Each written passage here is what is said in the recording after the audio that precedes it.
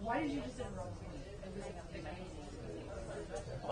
I sent you the clip. Oh, cool. Can I just send it to Jessica? Or Yeah. she's asking for it. Yeah, I mean, Yeah. you just want to watch it really quick?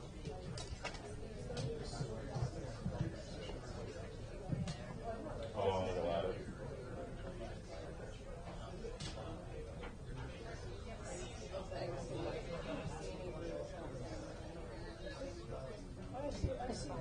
Yeah, right, okay.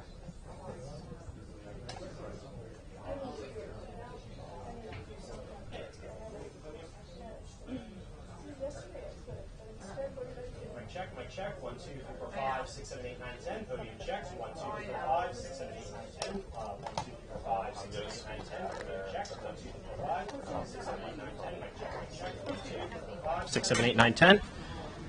That sound good? All right, awesome. Is there anything else? Yeah. We'll go around. You go. All right, awesome.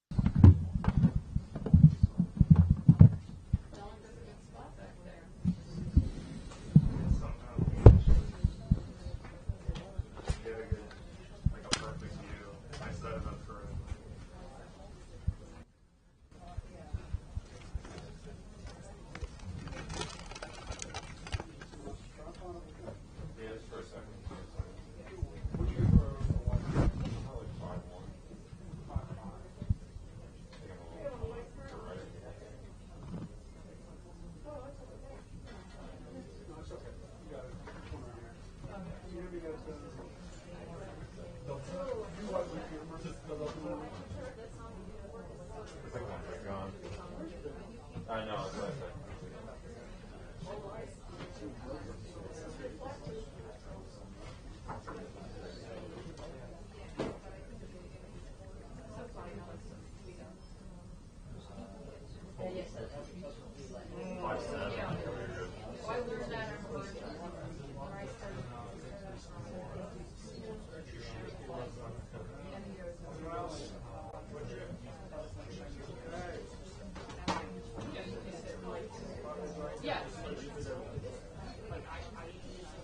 Come on, I'd like to get some.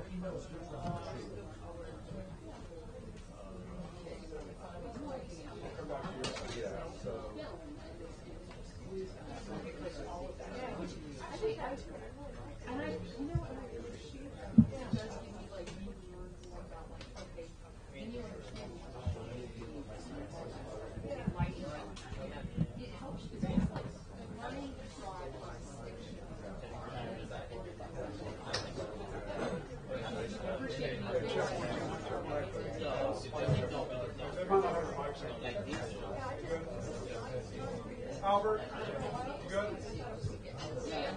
Yeah? What'd you end up with? 5? 5 even?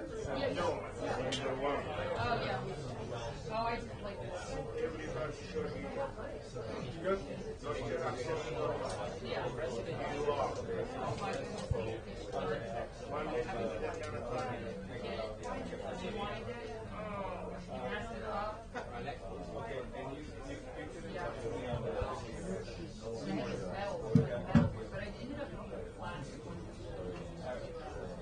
I'm not like a 5'7" over here. If you're not a 5'7" on my FX6. 5'9"? Sounds right. 4'9". Well, 2 different cameras. Yeah, I know, but Yeah. So it was so stressful. we're shooting 2 different things. It'll be fine. Yeah. Yeah. No, it was just, it was learning Punch it on the sensor. Which one's your... I don't have that.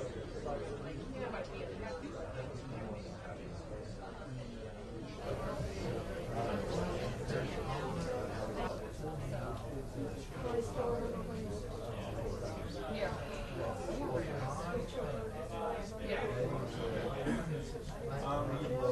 checking the ISP Yeah. SMBC line just to make sure it works.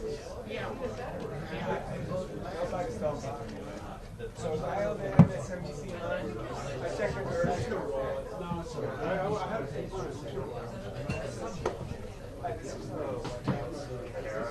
let's check in.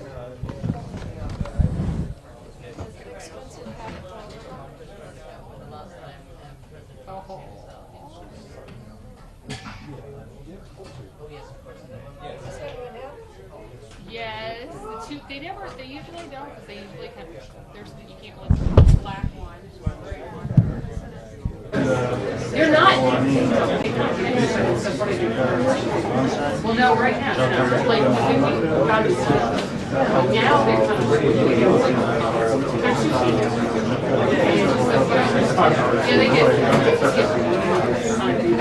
Sounds right. it's almost like they're kind of like. Is that what the kids are doing now? How do you delete a clip out of the phone? That's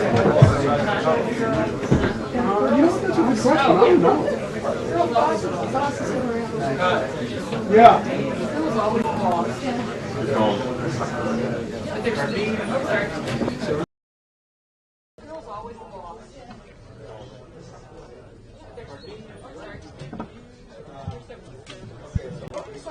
Sorry.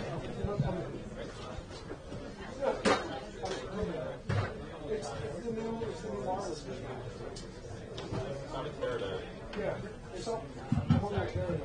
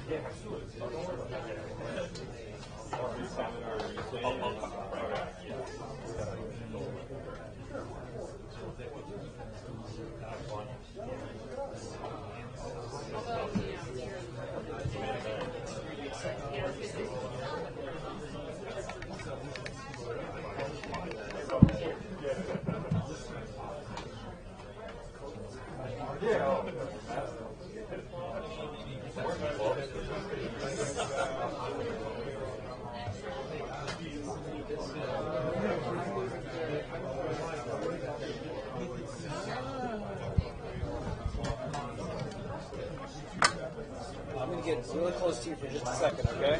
You're fine right where you are. I'm just going to put this camera.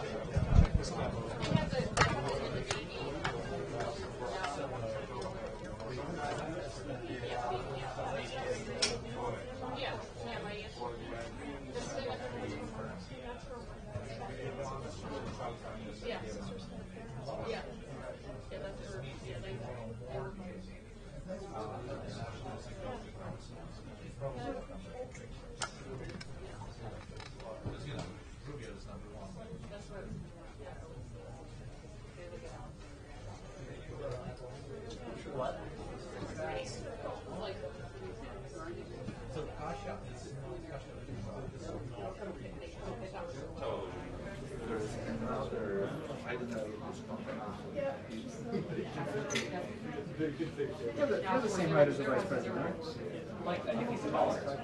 Isn't it? Yeah, no, I just speak.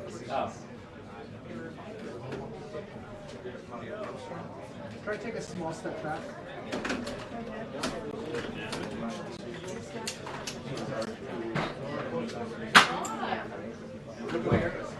What?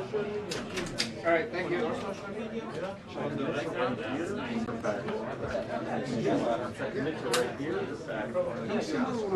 No, that's what I was thinking.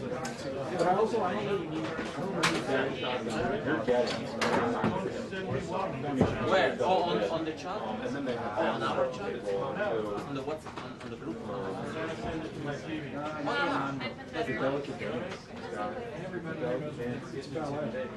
Wait, maybe.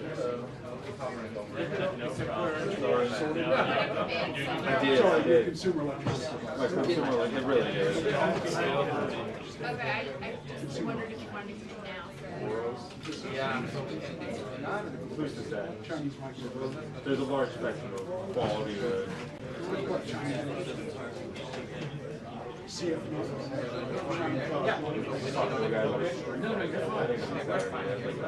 going to be sitting. He was really into it. Filthy trick. Yeah, they ought to make them race spec. But I asked him, one of the hooligans he he's like, I look like a Power Ranger when I ride it, but you know, yeah, I was like, well, if you're gonna have a thing that's like, can kill you, then might as well. Yes. I'm not gonna fall out the window of my car, though. You know what I I mean? would hope not, but you could, right? That's true. I put a lot of faith in the doors on a Honda, yeah. Yeah. I put a lot of faith in the windows on an airplane, too. Well, yeah, that's reasonable. Thank you. All good? Yep. Okay. All right, buddy. How's good? Well, here we are. No, are you sure? Yeah. Got a You need a place to store bikes, you let me know. good part. I got a garage with detached house. Excellent. That's the way to go.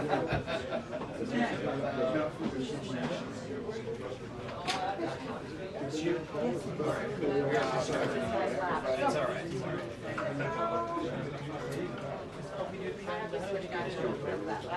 I turned your stuff on, but if you want to double check. Oh, yeah, no, I have to turn on the, thank you. I'm wearing white, so everyone's white.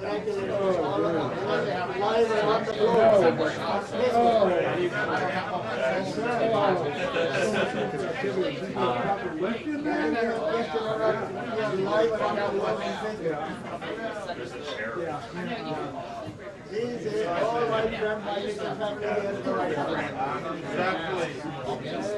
I want to hop over, you have a clear path to do it.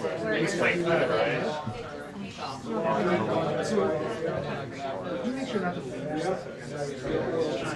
No, I won't. The last time you got here, I had DRC smoke at 9. Oh, it did? Oh, really? Your camera was leaning against. Oh, okay. They're All super right. sensitive. The camera. All right, no problem. Take it off, take it off. So you think they're in focus? No, I think so. So you turned mine off already, you said? Yes. Oh, nice. Yeah. Yeah. But you want to double check it. Yeah, Good I'll do idea. And there's new bikes, so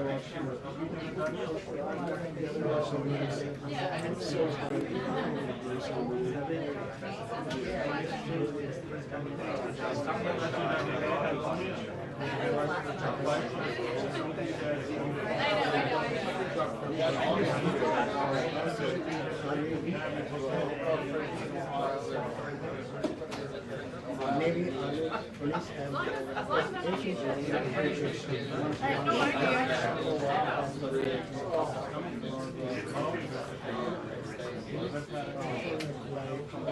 I think you gotta go from the back.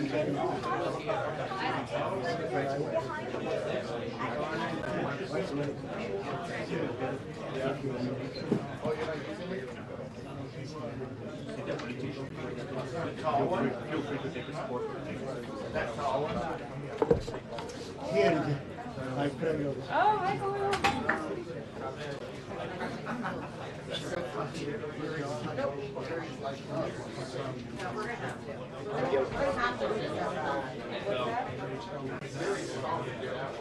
Yeah, this one.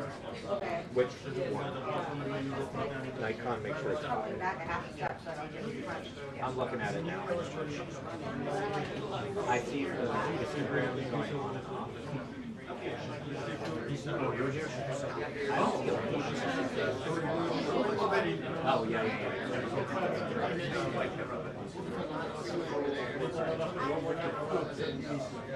Yes, that's good.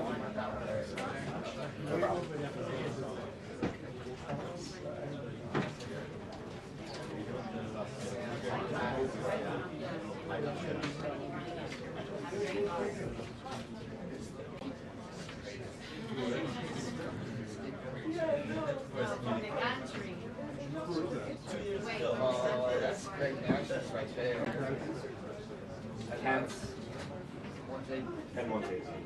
I saw Kevin. Good.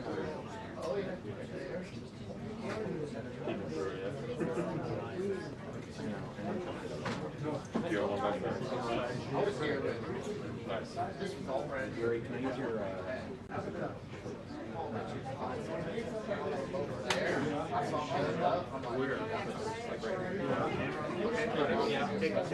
I'm not doing it anymore.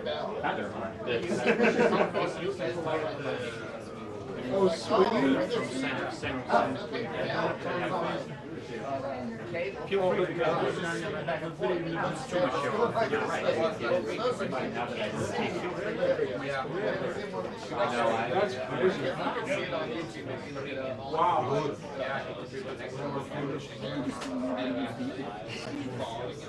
It's dude, look at how hard it is. It's crazy. No.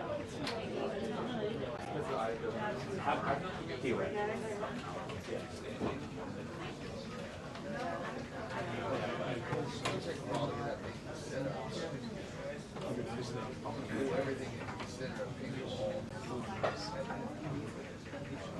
Oh, you want a guy that does the floor? Or you want to do like rubber mat or something? It's just gonna get kind of really. I'll have a broad form on it.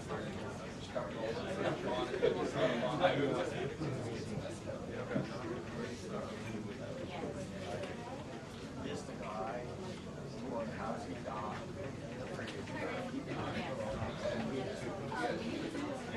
Yeah.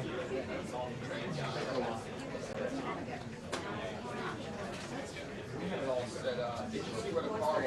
Where it was Mustang? And then you see the exhaust. Breath marks on the floor. That's funny.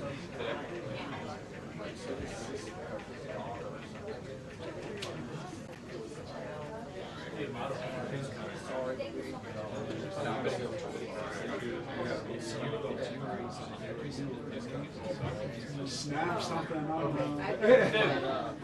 Chunk food.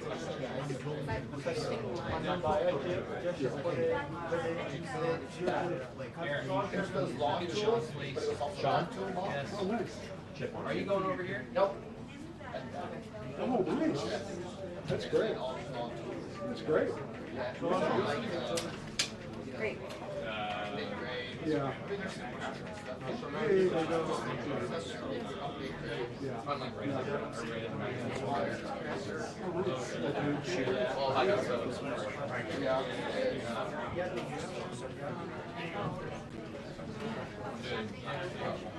It's alright. It's okay if you want. Yep. Thank you. It's always good to have extra.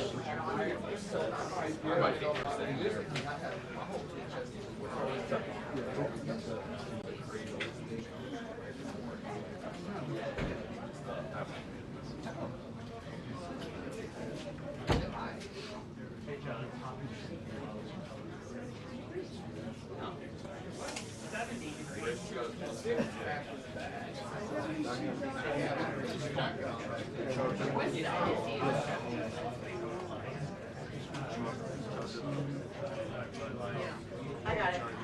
Yeah, but this Charlie's show. Oh, yeah. I'll be doing it again. Oh, yeah. You're good.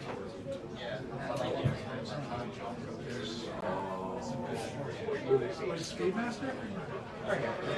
I'm just waiting for the tiger. What? Oh, are you serious? Oh, wow.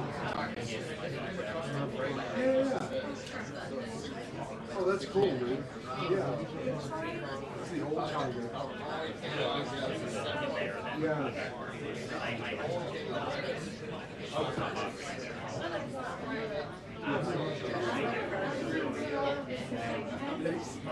Everything else is. Yeah. Do you do custom frame? I did this to survive. Oh, really? Yeah. Okay. Oh, cool.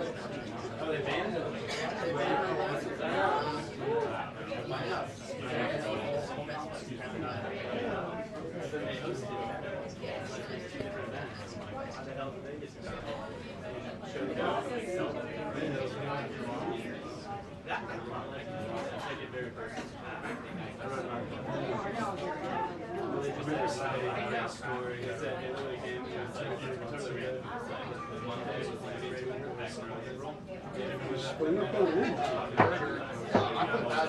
I really wanted to. Yeah. That looks great.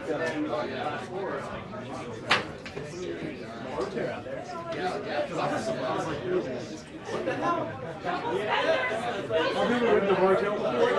I don't know, like, is it? No, I would not think so. Oh, yeah. It scares the hell out of me. Oh, that has nothing? Oh. Meaning what? Break someone left? Yeah, brakes on. They're not bad. Oh, that's right. No front brake. Oh my God, no. No, there's no way.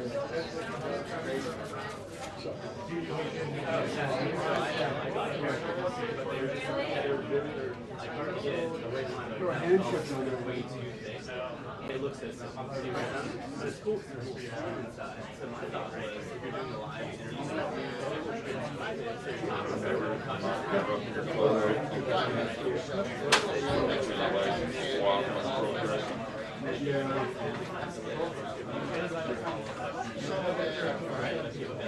Yeah.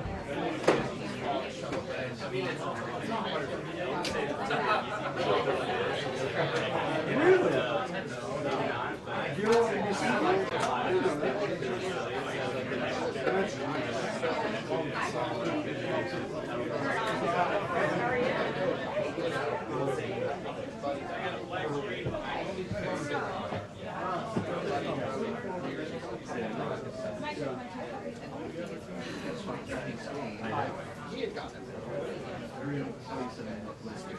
All right, good. Yeah.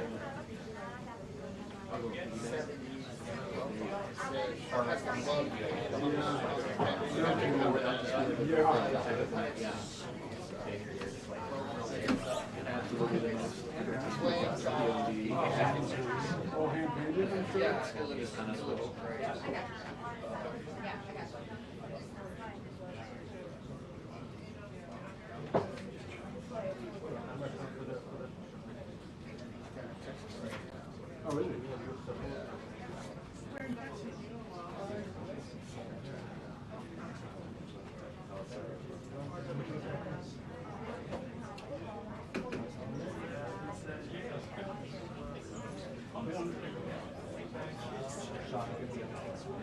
All right. I'll be back. Oh, man.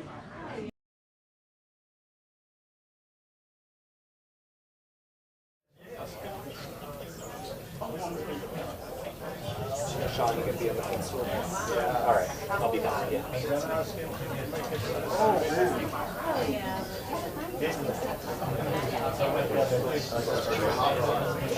The bedazzled one. Like sparkles of red dot. Yeah, of course. Yeah.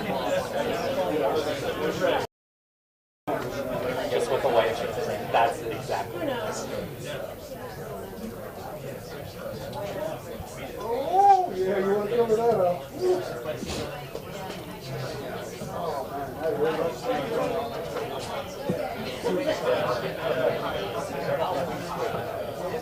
Is it on it?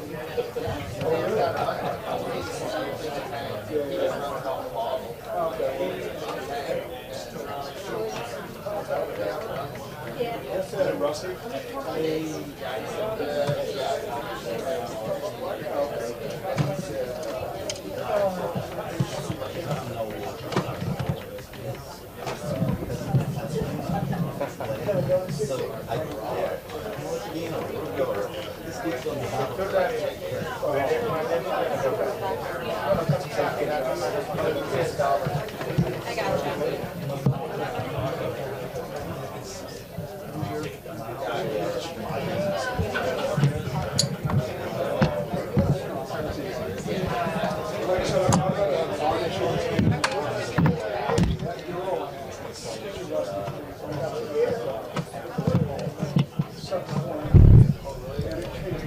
Yeah.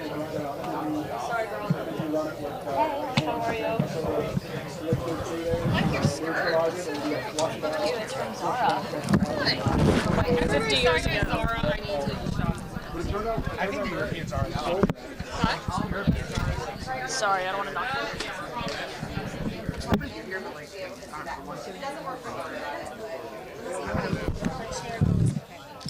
Because I can't be in front of her chair.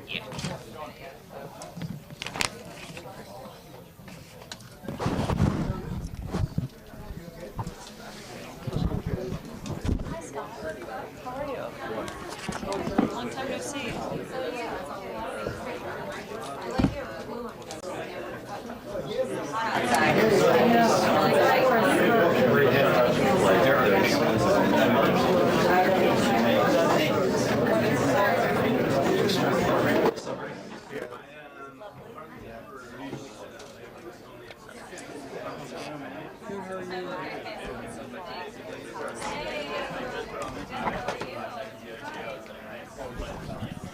Hi, control room.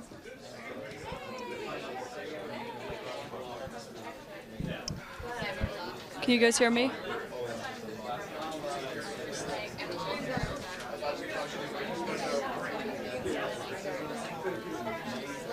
Albert, is it this one?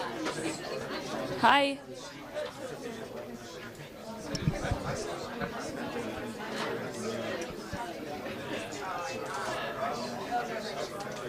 That one? This one?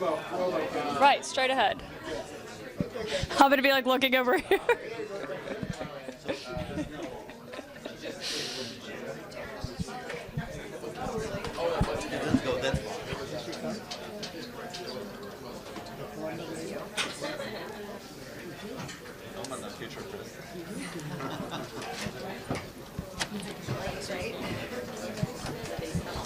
Control room, can you still hear me?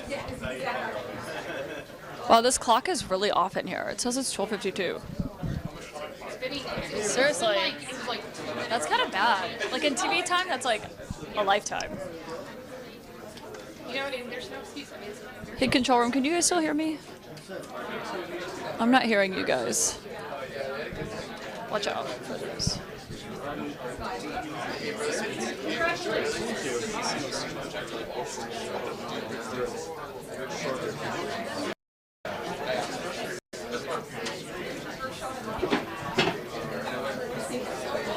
Okay, I hear you.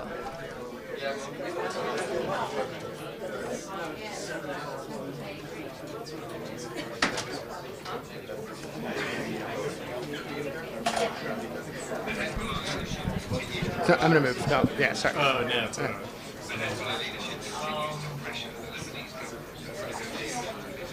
Yeah.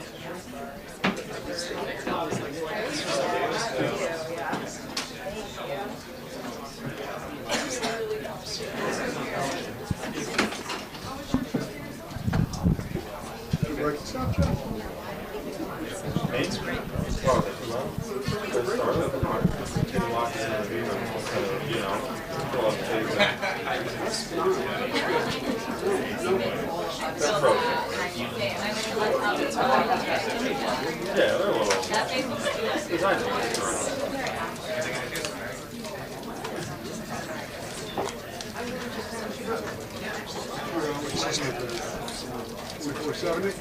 so, long the way down there.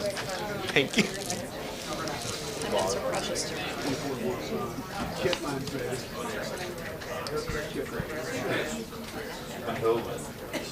I used it for 90% of Yeah, you do it more than Feels like it just keeps getting more crowded.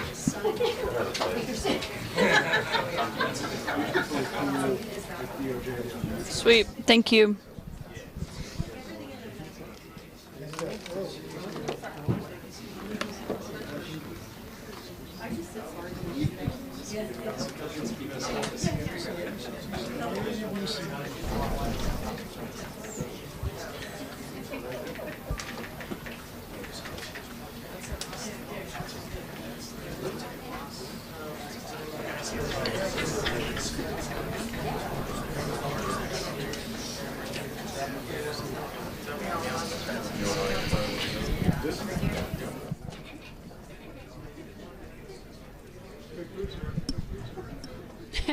Go get your lunch. Go get your lunch.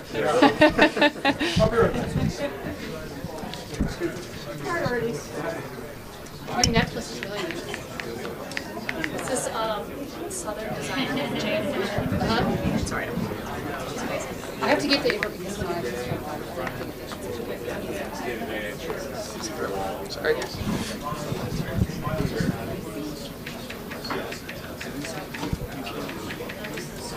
Yeah, Boris, there is. There are multiple questions that he could face when the vice president comes in here, which I should remind you is happening because the press secretary, Caroline Leavitt, is on her maternity leave right now. So we've seen other top officials come in here into the briefing room, including the Secretary of State, Marco Rubio. Now it'll be the Vice President JD Vance taking questions from reporters inside a very packed briefing room today where there are so many topics that could come up, including the questions that President Trump himself faced earlier from reporters as he was touring them around the White House ballroom construction here on the south lawn of the White House.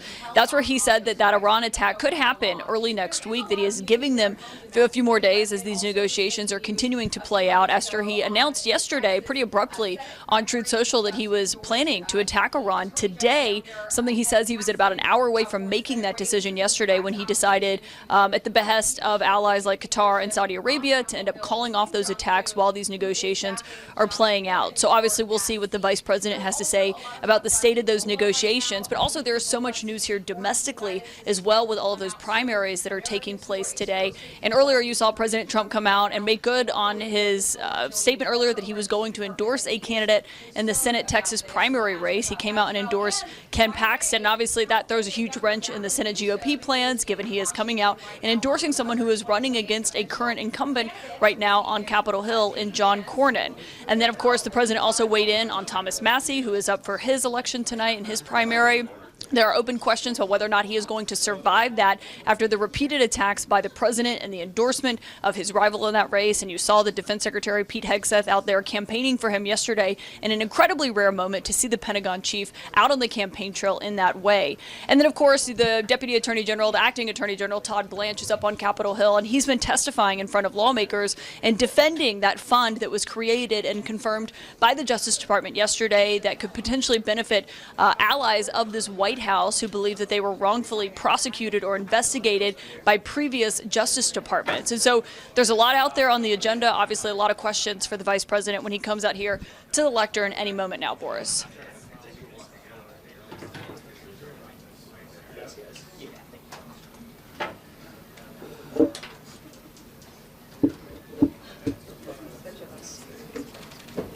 Thanks, guys. Briefing room's so quiet today. You guys are so considerate.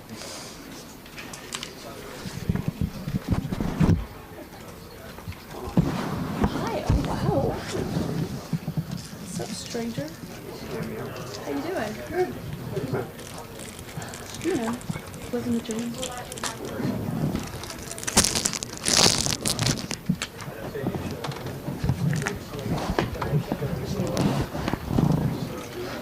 Yeah. I'm like, what did I do? It's all about you. Well, normally I have like 5 in my pocket.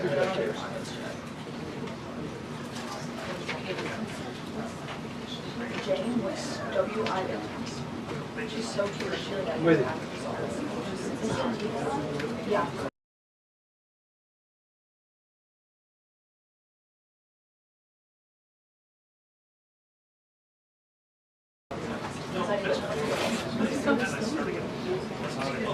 That's it. I didn't think I could really.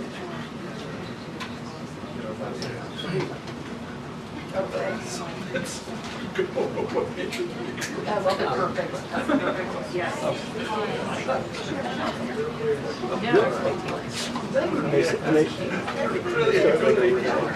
It's going to be the right space.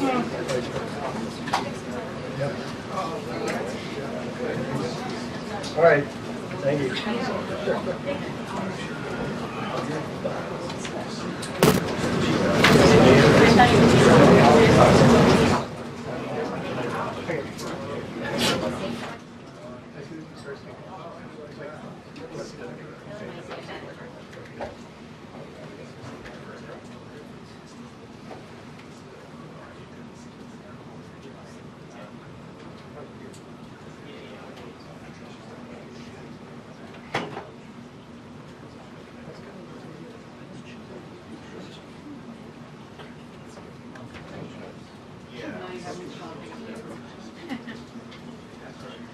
Which is actually my favorite.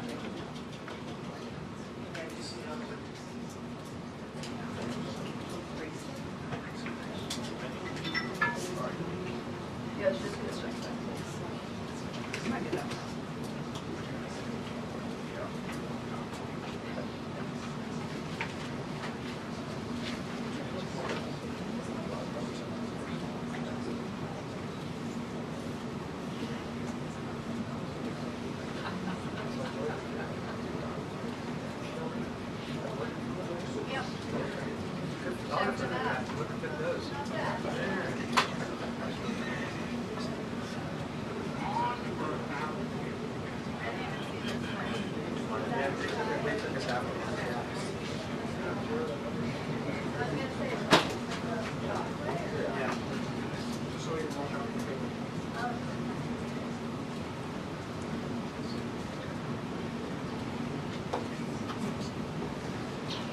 Kate?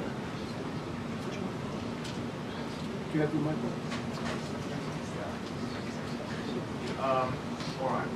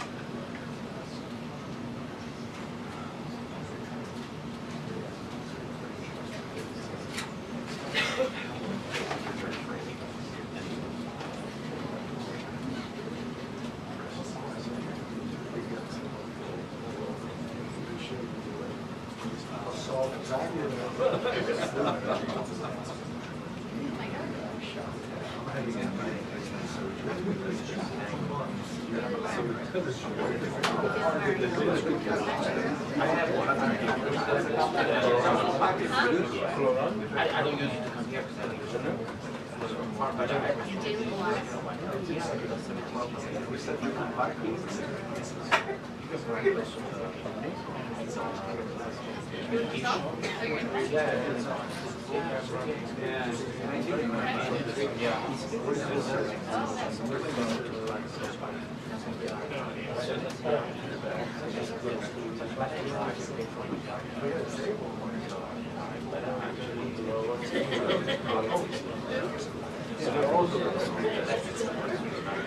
That drives me a lot more fun than this. So, I'm just kidding.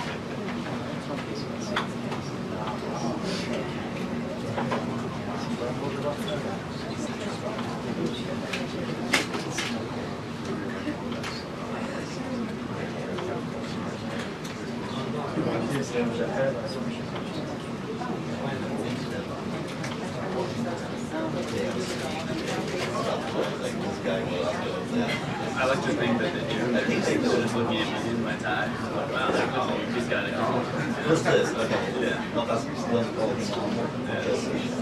Or, nothing. yeah. Oh, definitely not. I'll have to print I mean, well, so it's like, they also need to see. I don't want to send that. Yeah, sure.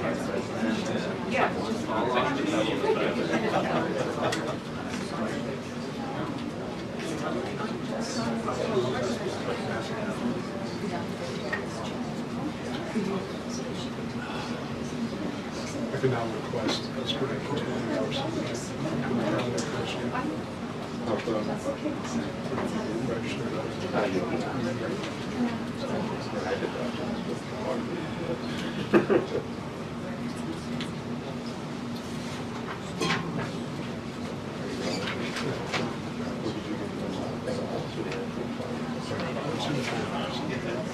You're the first on deck?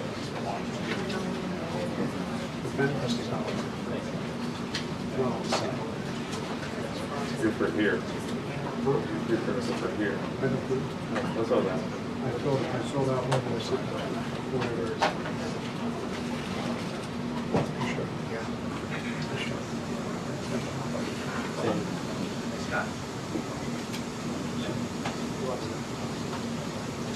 I heard that too, but I don't think it was you.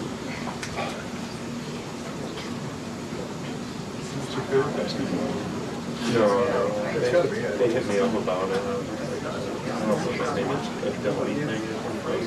I don't know. It's being earned.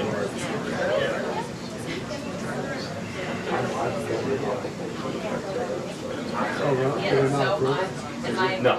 Really? Yeah, but I mean, this is different too. I did it, I went rogue, just for some random one. Yeah. So what's the worst that can happen? I'll go to your reading. You know what I mean? Yeah. Well, I'm gonna be in town this weekend, so like luckily it's like okay, but I am like they pretend like all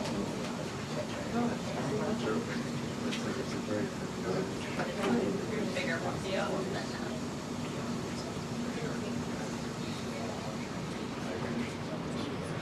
you're watching here.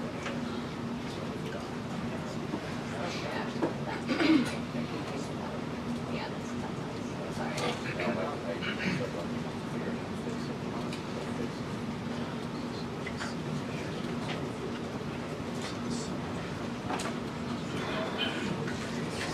Oh, that's best.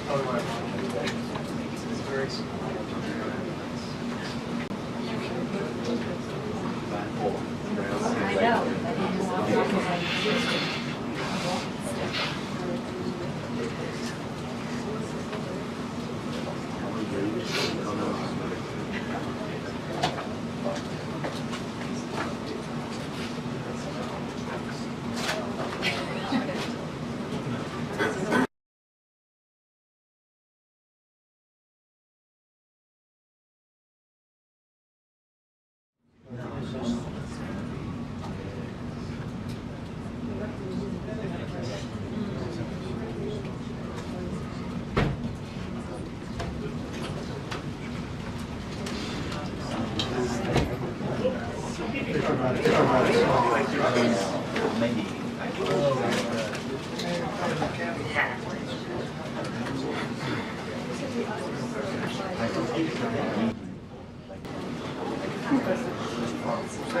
You are.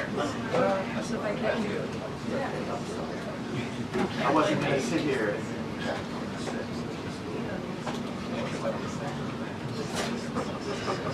Like, It's not like me. It's not like me. The heels aren't sharp. I'm just saying, like, when my foot goes to sleep. How's your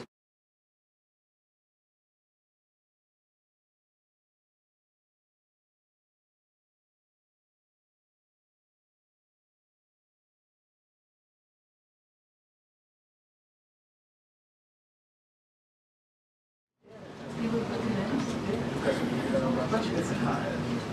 I know. Like for the holidays. Different color ones. What do you do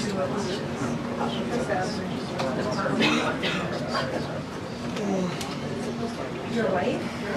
Hey, your daughter. I'm his wife. Can you train my husband?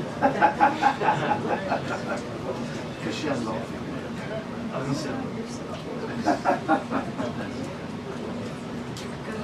Right now you can sit there. You won me over. I was like, YouTube videos, all that. Exactly.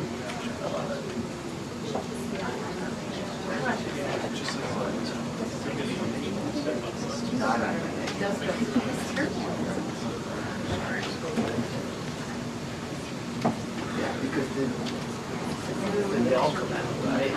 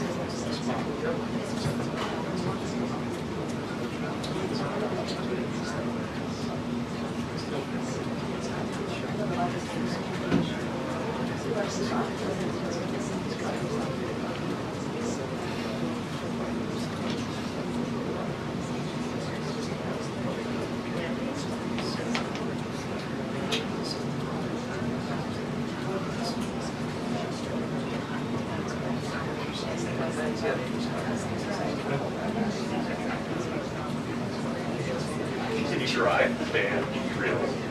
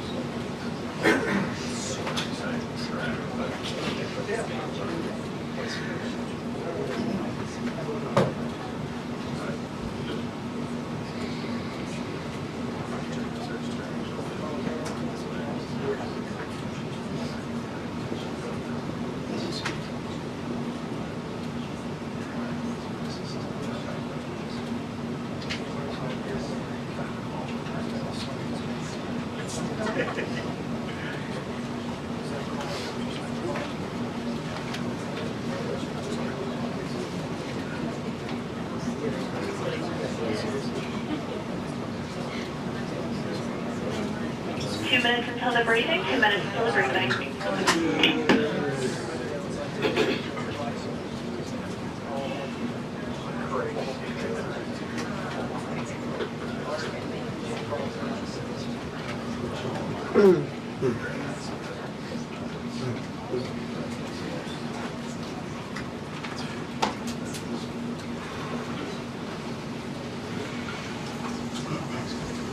Totally fine. Yeah. No worries.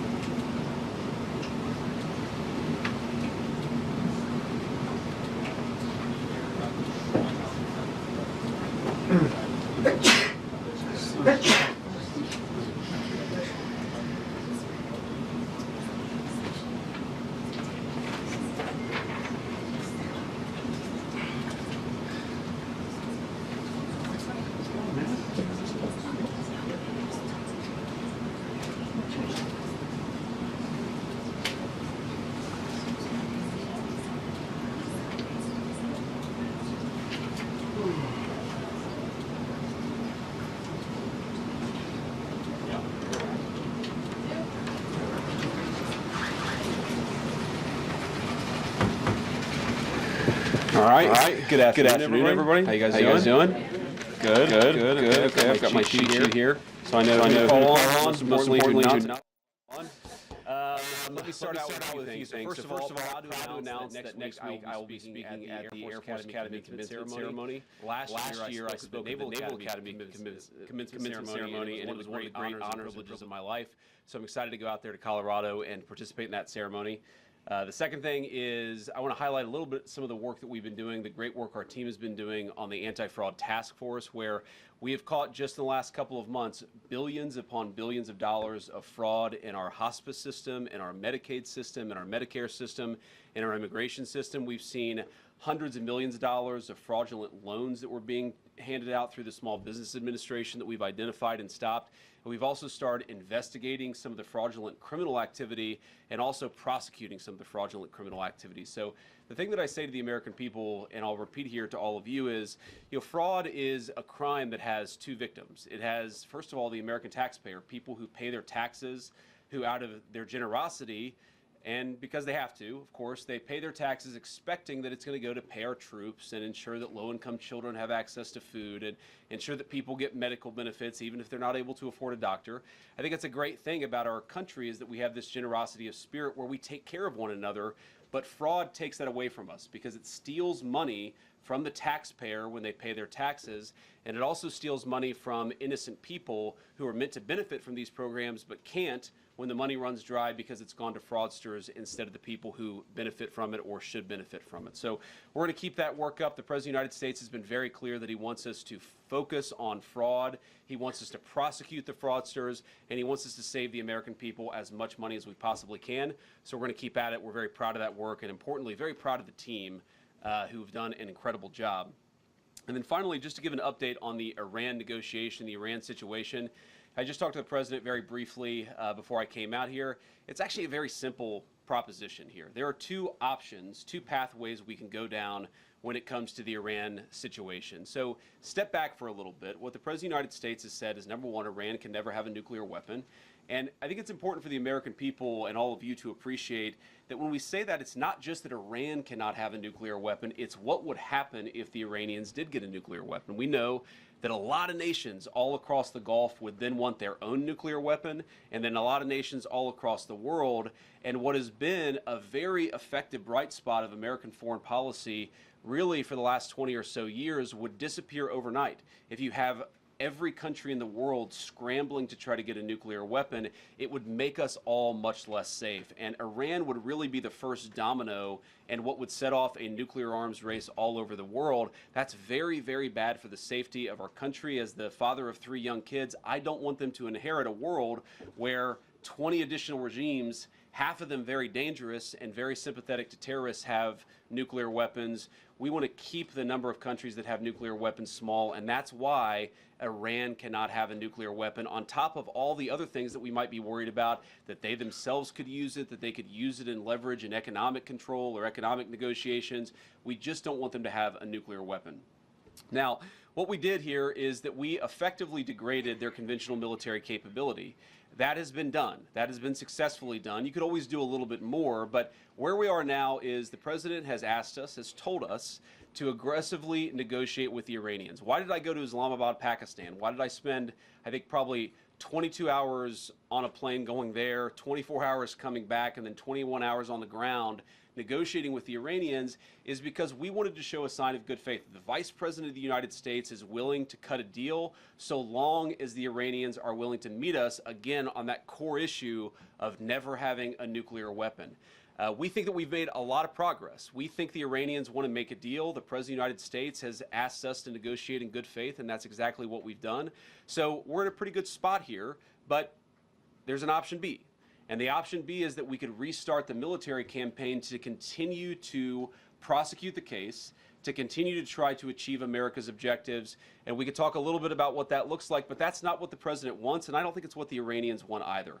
We have an opportunity here, I think, to reset the relationship that has existed between Iran and the United States for 47 years. That's what the president has asked us to do, and that's what we're going to keep on working at. But it takes two to tango. We are not going to have a deal that allows the Iranians to have a nuclear weapon. So as the president just told me, we're locked and loaded. We don't want to go down that pathway, but the president is willing and able to go down that pathway if we have to. So with that, I will say thank you all. It's cool to be here. I'm going to give a shout out, of course, to the person I am replacing today, Carolyn Levitt, who hopefully is at home enjoying some time with her beautiful kids. I told Carolyn I would stand in for her today for the White House press briefing on the condition that when Usha has our baby in July, that she would be vice president for a couple weeks. So thank you, guys. And I actually want to start first with Nick from Breitbart. Nick, it's good to see you. Good to see you, Mr. Vice President. Thank you. Today we saw the president endorse Ken Paxton over John Cornyn in the Texas Senate race. Do you think that sends a message going forward for the next cycle to senators, considering running for re-election, or any MAGA-aligned potential candidates that are considering challenging them? Well, I'd say a couple things, Nick. First of all, I think the president's very gratified by the response that he's heard from the base and from a lot of voters, I think, who are passionate about Ken Paxton. We think Ken Paxton is going to be a great senator for the people of Texas, but most importantly, a great United States senator who can work on solving the problems that all of us confront as a country together. I've known John Cornyn for a long time, but unfortunately, when it really counted, Ken Paxton was there for the country, was there for the president, and that's why he ultimately earned the president's endorsement. He thinks he's going to be a better senator, to make a better candidate, and so I do think it sends a message, but really not just the endorsement, but one of the things the president has done very effectively, going back 10 years in his leadership of the Republican Party and the country as President of the United States, is he said, I want people who fight for the good. I want people who can't be bought by corporate lobbyists, who can't be bought by Wall Street, who can't be bought by special interests, who are going to go to Washington and fight for the people who actually elected them to those positions. And I think one of the things we've seen in the Republican Party, while I can't say that all of our representatives are perfect or all of our senators are perfect, we have seen a much better crop of talent come into Washington since Donald Trump has been the leader of the party and the leader of the movement. I do think we're going to continue to see that happening. But I think the message that people should take from this is fundamentally, you have got to serve the people who sent you. And if you don't do that, you're going to find yourself out of step with voters or out of step with the President of the United States, and that's not a good place to be politically. Thank you. Yeah. Go ahead. Thank you very much. Just following up on what you just said, you said that the White House is negotiating with Iran in good faith. I think Americans tend to believe that, but what is it about the Iranian side that you personally have seen where you believe that they are negotiating with us in good faith? Well, first of all, I'd say it's a very complicated country, and it's a country that I wouldn't pretend that I understand even after as deep as I've been involved in this process from the very beginning.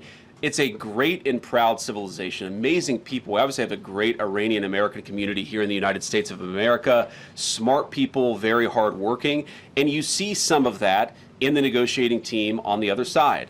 You also see some very hardline positions in the negotiating team on the other side, and so I think you see that conflict, the fact that maybe the Iranians aren't themselves quite clear in what direction they want to go to. They also are just a fractured country. So you have the leadership of the country, there's the supreme leader, and there are a lot of officials below the supreme leader that has some influence in the negotiation. It's not sometimes totally clear what the negotiating position of the team is. And I don't know if that's sometimes bad communication, if that's bad faith. I wouldn't pretend to venture a guess there, but I will say with confidence, it's sometimes hard to figure out exactly what it is that the Iranians want to accomplish out of the negotiation. So what we've done is tried to be as clear as possible. What are our red lines? What are the things that we're willing to be accommodating on, and what are the things that we absolutely must have? And as the president has said ad nauseum, and I think I've said it a lot too, Iran cannot have a nuclear weapon. We want to see not just the commitment to not have a nuclear weapon, but the commitment to work with us on a process to ensure that not just now, not just when Donald Trump is president, but years down the road that the Iranians are not rebuilding that nuclear capability. And that's what we're trying to accomplish in the negotiation. Sorry, you had a follow-up. Yeah, just for Americans at home, because this has been going on for several weeks now. I think what people just want to know is, do you personally believe that the Iranians will come to a deal? Because we keep seeing this over and over again where they go back and forth. So do I personally believe it? The honest answer is, how could I possibly know, right? And you negotiate with people, and sometimes you feel like you're making progress, and sometimes you feel like you're not making progress. What I think is that the Iranians want to make a deal. What I think is that the Iranians recognize that a nuclear weapon is the red line for the United States of America, that they've internalized that, but we're not going to know until we're actually putting pen to paper on signing a deal. We've had a lot of drafts, a lot of pieces of paper going back and forth, but I will not say with confidence that we're going to reach a deal until we're actually signing a negotiated settlement here. And I think that it's ultimately up to the Iranians whether they're willing to meet us, because I think we're certainly doing a good job and we're certainly negotiating in good faith. We're going to have to see what ultimately happens with them. I can't say with confidence because I don't know what's in the mind of the other side. John? Mr. Vice President, thank you. I want to ask you about that $1.8 billion fund set up, weaponization fund as it's being called. Why should taxpayers be paying to settle a $10 billion lawsuit that was brought by the President of the United States? And should people that attacked the Capitol building and assaulted police officers, should they be eligible? Should they receive money? Should they receive money from this fund? Well, let me say a couple things about that. First, John, I think in some ways the media has misrepresented what this is actually about. This is about compensating Americans for the lawfare that we saw under the last administration. And by the way, anybody can apply for it. Republicans can apply for it. Democrats can apply for it. As you know, the President of the United States has pardoned a number of Democrats who he felt were actually subject to this lawfare. I mean, if Hunter Biden wants to apply for this particular fund, he is welcome to. It's going to go through a normal process where we vet everything, where we try to identify whether people's claims are actually legitimate. But here's the question. You say, why should taxpayers fund this? Whenever the United States government incurs legal expenses, it pays out those legal expenses. When it's settling a lawsuit, it pays out money to settle that lawsuit. And the question is a dollar of this money going to the Trump administration? No. Is a dollar of this money going to Donald Trump personally? No. Is a dollar of this money going to Donald Trump's family? No. The people that would get the money are people, some of whom have been prosecuted completely disproportionate to any crime they've ever committed. Like, let's just take a couple of examples. Tina Peters is this woman who is about to get out of prison, thanks in large part to the president's good work in Colorado. This is a woman who, at worst, if you believe everything that the prosecutors said about her, committed misdemeanor trespassing, and somebody threw the book at her, this innocent grandmother was going to spend 10 years in prison, completely disproportionate to any misdemeanor trespassing that I've ever seen. Was that fair? No. Is it reasonable for her to get some compensation for the fact that she was treated unfairly? I think the answer is yes, and I think that what we're going to see, hopefully, is the entire country, led by this Department of Justice, turning the page on the lawfare. What I would like to propose, and I think the Democrats, hopefully they're willing to meet us halfway here. I won't hold my breath. But what I would propose is something very simple. That if you are willing to turn the page on Joe Biden's lawfare, why don't we prosecute people? Very simple principle.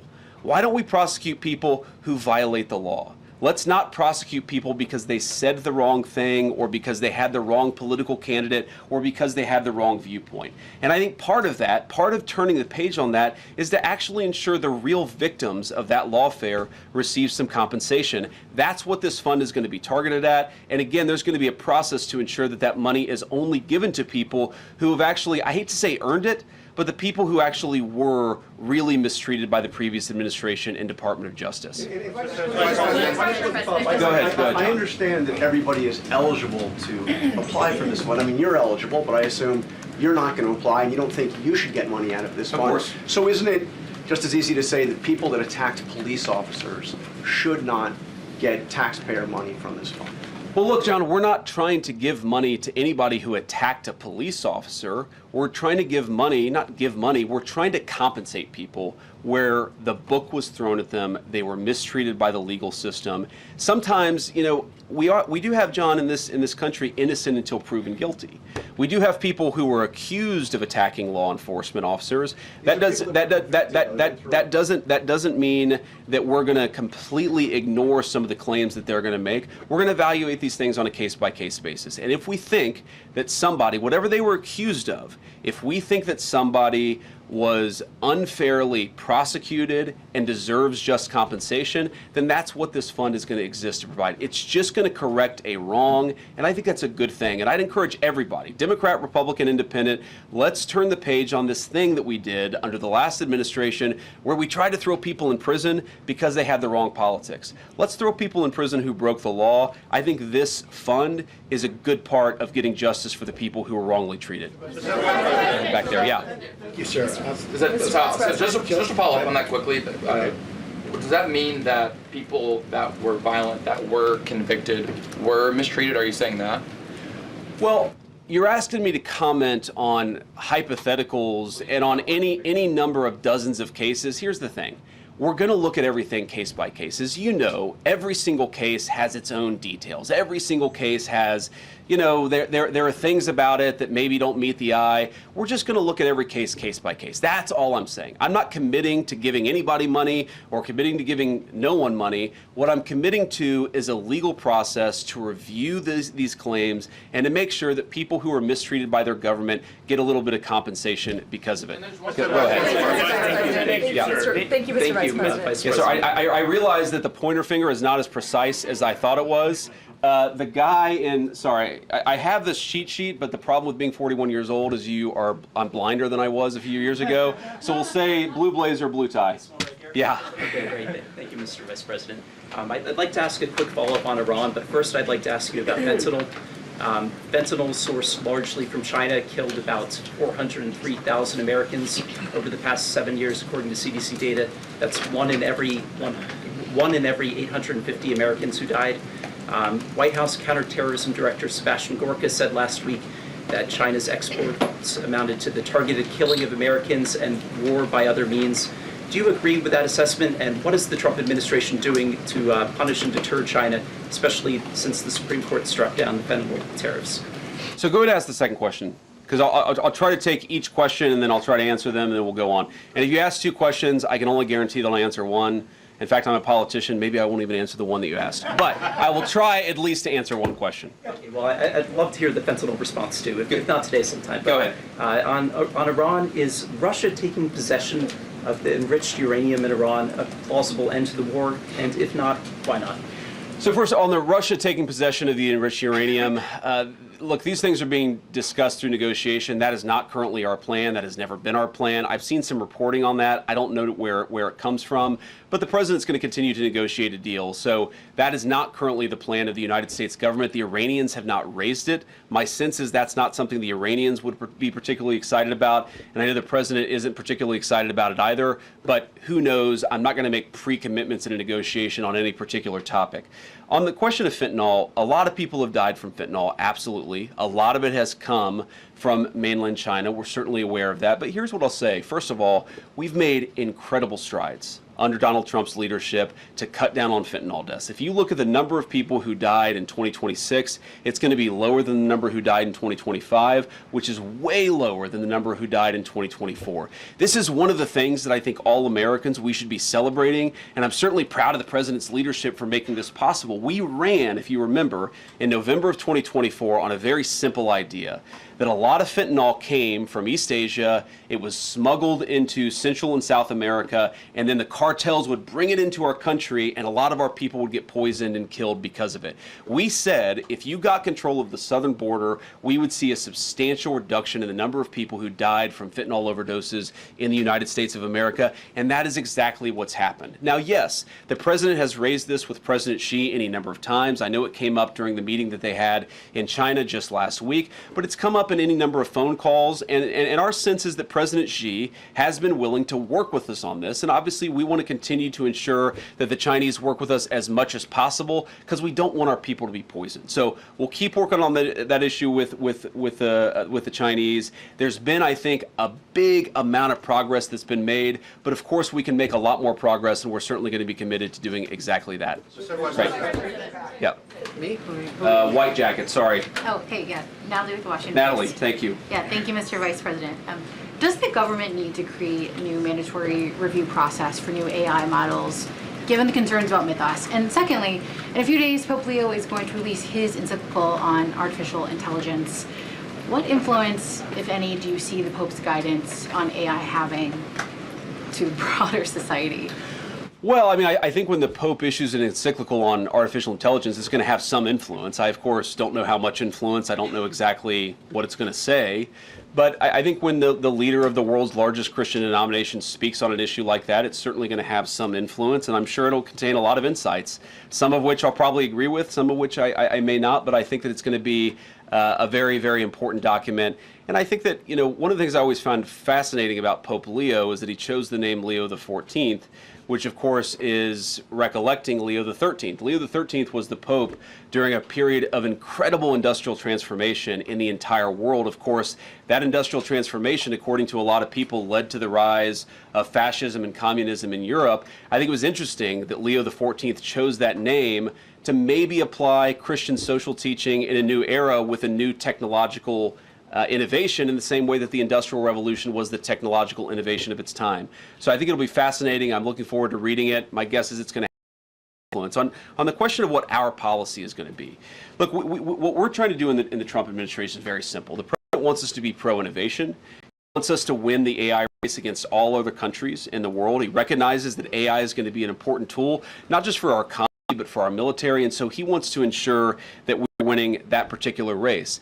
We also want to make sure that we're protecting people. We're protecting people's data. We're protecting people's privacy. I think with this Mythos release, one of the things that we're very focused on, of course, is whether not necessarily the developers of Mythos, but whether some other bad actor could use Mythos to target various cybersecurity vulnerabilities. So it's something that right now we're working in a collaborative way with the technology companies, and we're just trying to make sure that the American people are as safe as possible. I'm not going to get ahead of the executive order or any other actions that are going to come out, but we're trying to balance those two things. We want to be pro-innovation. We recognize, I mean, artificial intelligence could be great. It could help us find cures to diseases that currently, you know, people are dying from or suffering from. It also does have some downsides, and we're trying to balance that safety against innovation, and we think that we've got the right balance here in the Trump administration, but it's something we're going to have to keep on working on because that's just the nature of these technologies is they certainly change. Let's figure out finally how this seating chart works.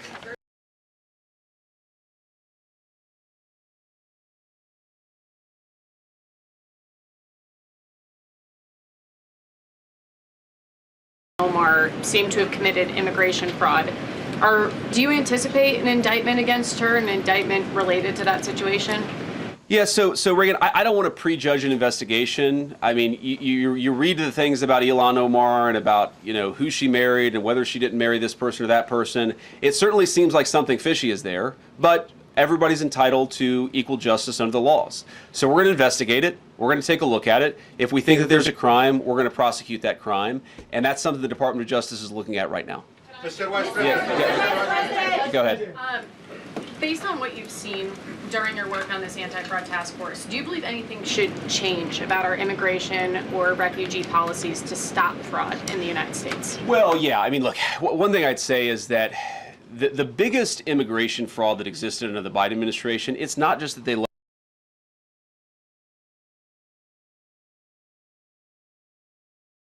a very major problem and something I'm proud of the president for stopping, but it's also that they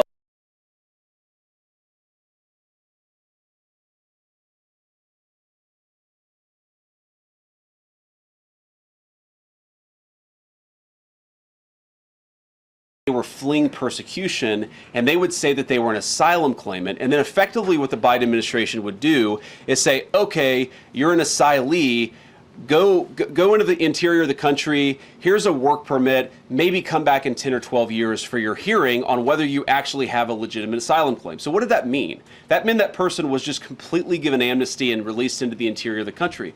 Well, what if that person was a criminal? What if that person actually had a violent history? We didn't do any of the work necessary to ensure that the people coming into our country claiming to be asylum claimants actually had anything legitimate or anything good in their background. So that is a serious problem. It is something that we have fixed in the Trump administration, but fundamentally that loophole, you're going to see sometime in the future somebody is going to try to exploit that loophole, and it's one of the things that we're very focused on in the fraud task force, is making sure that the people who exploited that loophole are actually prosecuted for it, assuming they committed a crime. Yes. So I don't know your name. You have a beautiful cross necklace, though, so go ahead. Kara Kashtanova from Lindell TV. Hi, Thank you Kara. so much. I have two questions. One of them is going back to the $1.8 billion fund, not to keep beating that, but sadly Democrat lawmakers are misrepresenting that fund. I agree. Yes. It's a great question. And sadly some of the mainstream media doesn't understand the magnitude of the political persecution of J6ers. So if a violent offender like a J6er was still over-sentenced and mistreated, literally some of them were sentenced to 24 years in prison, put in unconstitutional pre-trial detention, literally tortured in cages, wouldn't that person still be able to apply for the fund because of due process? And this is why we say, just to answer that very briefly, this is why we say we have to evaluate this thing case by case, right? We don't in the United States say that everybody who's accused of a crime is automatically guilty in a court of public opinion. You've got to actually look at this stuff and figure out what were they accused of. Maybe they did something bad even, but what they were accused of was way worse of what they actually did. Maybe they had their entire lives ruined in a totally disproportionate way. That's fundamentally illegitimate and political. And I find, just Carol, on this point, one of the interesting things about the American media is there is a fascination. If you go to any American law school, there are these, prisoner rights clinic. There are people who objectively committed heinous crimes, but the American media and the American Legal Academy has decided that even though they committed bad crimes, their sentence was disproportionate, they were mistreated in some way. You know who never ever gets an ounce of sympathy when it comes to that disproportionate sentencing is people who voted for Donald Trump and participated in the January 6th protest. Go to your second question. About Pete Davidson, he made a horrific, obscene joke about the murder of your friend Charlie Kirk. What does this still say about where our political divisions have gone, and what are you specifically doing to bridge the divide, especially as a potential future president? Well, sorry, who was it that said something? Davidson made a really obscene joke about Charlie Kirk. So what are you doing as a potential future candidate or president to bridge the divide? Well, first of all, I'm not a potential future candidate. I'm a vice president, and I really like my job, and I'm going to try to do as good of a job as I can. But let me just say this. So you talked about Pete Davidson, who said something bad about Charlie Kirk. Look, Charlie was a very, very dear friend, but more importantly than that, Charlie was a father of two beautiful kids, and he did not deserve to have all of those moments with his kids, all of those moments with his beautiful wife taken from him in the way that happened. I would expect everybody with a heart or a conscience would say whatever we agreed or disagreed with about his particular viewpoints, this is a tragedy and it's totally unacceptable that it happens in the United States of America. To their credit, a lot of the reporters in this room, even though I don't agree with their politics, they were open about the fact that what happened to Charlie was disgusting and it shouldn't happen in a civilized country. You talk about bridging the divide. I mean, one thing that happened that hits, not quite literally close to home, but there was a very terrible shooting that happened today at a Muslim community center. It seems like 3 people are dead, plus the shooters. And, that community center is actually very close to this restaurant that Usha and I go to every time we visit. Her family lives in San Diego. She was born and raised in San Diego. Every time we go to San Diego, we go to this restaurant that is like maybe a 5-minute drive from this community center.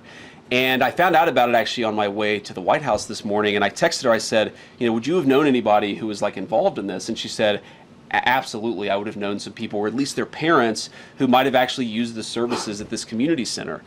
I don't know a single person who would say anything other than what I'm about to say, which is that type of violence in the United States of America is reprehensible, and I encourage every single American to pray for everybody who was involved and affected by it. We don't want that to happen in our country, and may God rest the souls of the people who lost their lives.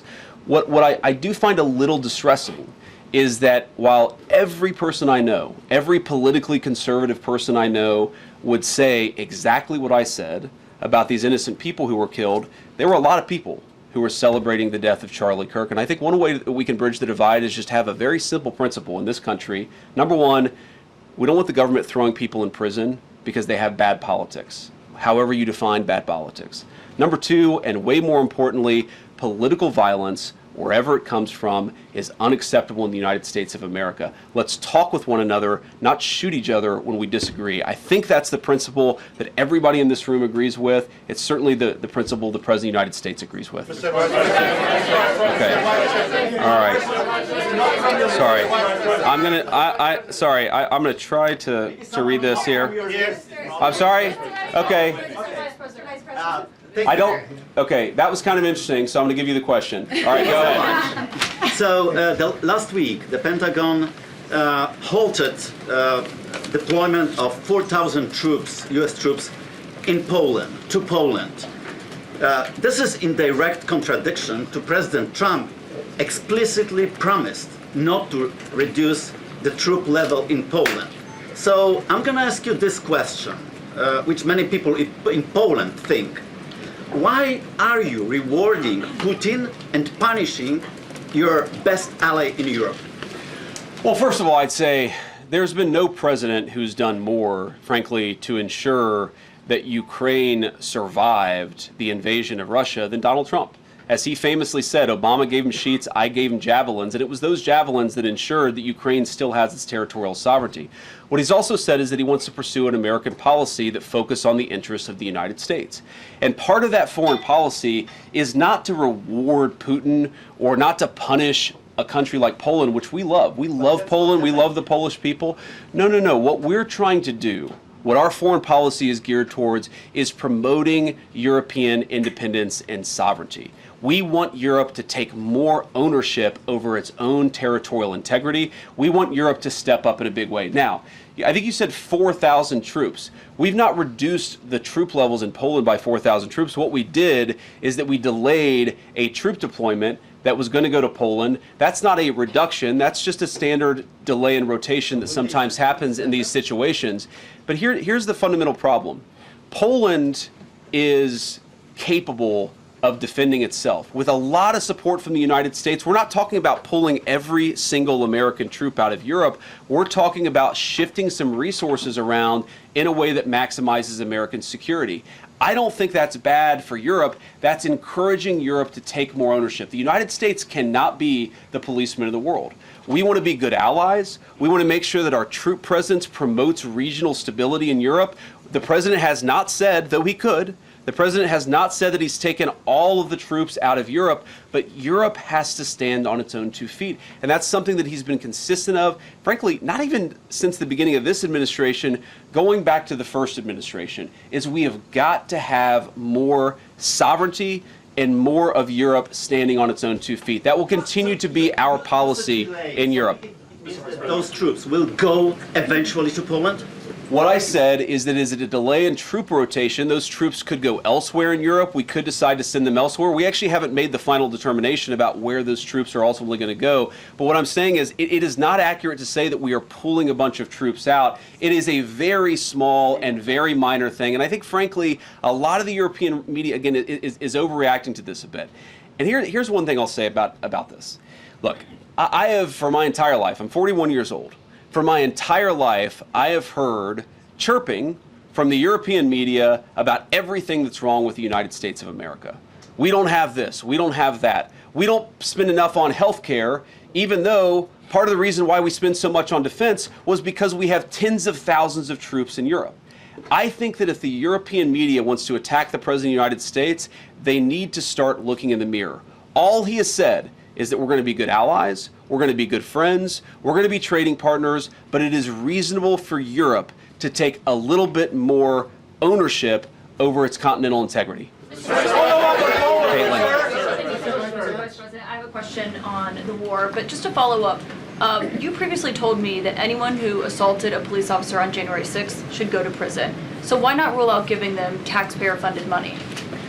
Well, Caitlin, what I said is we're going to look at everything case by case. But why not rule it out? Because, Caitlin, there are people who I don't know their individual circumstances, and I don't rule things out categorically when I know nothing about a person's individual circumstances. Let's say a person is accused, let's say hypothetically, a person is accused of doing something that they never actually did, that they got a kangaroo court, that they had a judge who mistreated them, I think that we should look at those things case by case. We're not making commitments to give anybody money. We're just making commitments to look at things case by case. But just to follow up on the war, you last week denied that the president said he was not taking Americans' financial situations into consideration when he's making decisions on the Iran war. He was asked about that again. He stood by it, called it a perfect statement, and said he would make it again.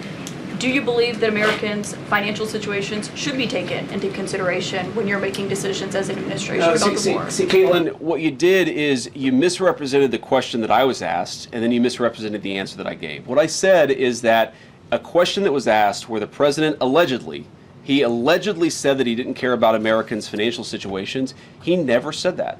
What he said is that it was totally taken out of context. What he said is that when he is negotiating with the Iranians, he's focused on the national security objectives that he's trying to achieve. Of course, the president has a mandate to be focused on a number of things. And I guarantee you every single day, I have conversations with him about it. Every single day, he's worried about his fellow Americans. He wants them to be prosperous. He wants them to thrive. He wants them to have good jobs. That's why we've done the things and taken the steps that we've taken in order to create record job growth, in order to create record wage growth, in order to induce trillions of dollars of new investment into our country. That's because he cares about that stuff.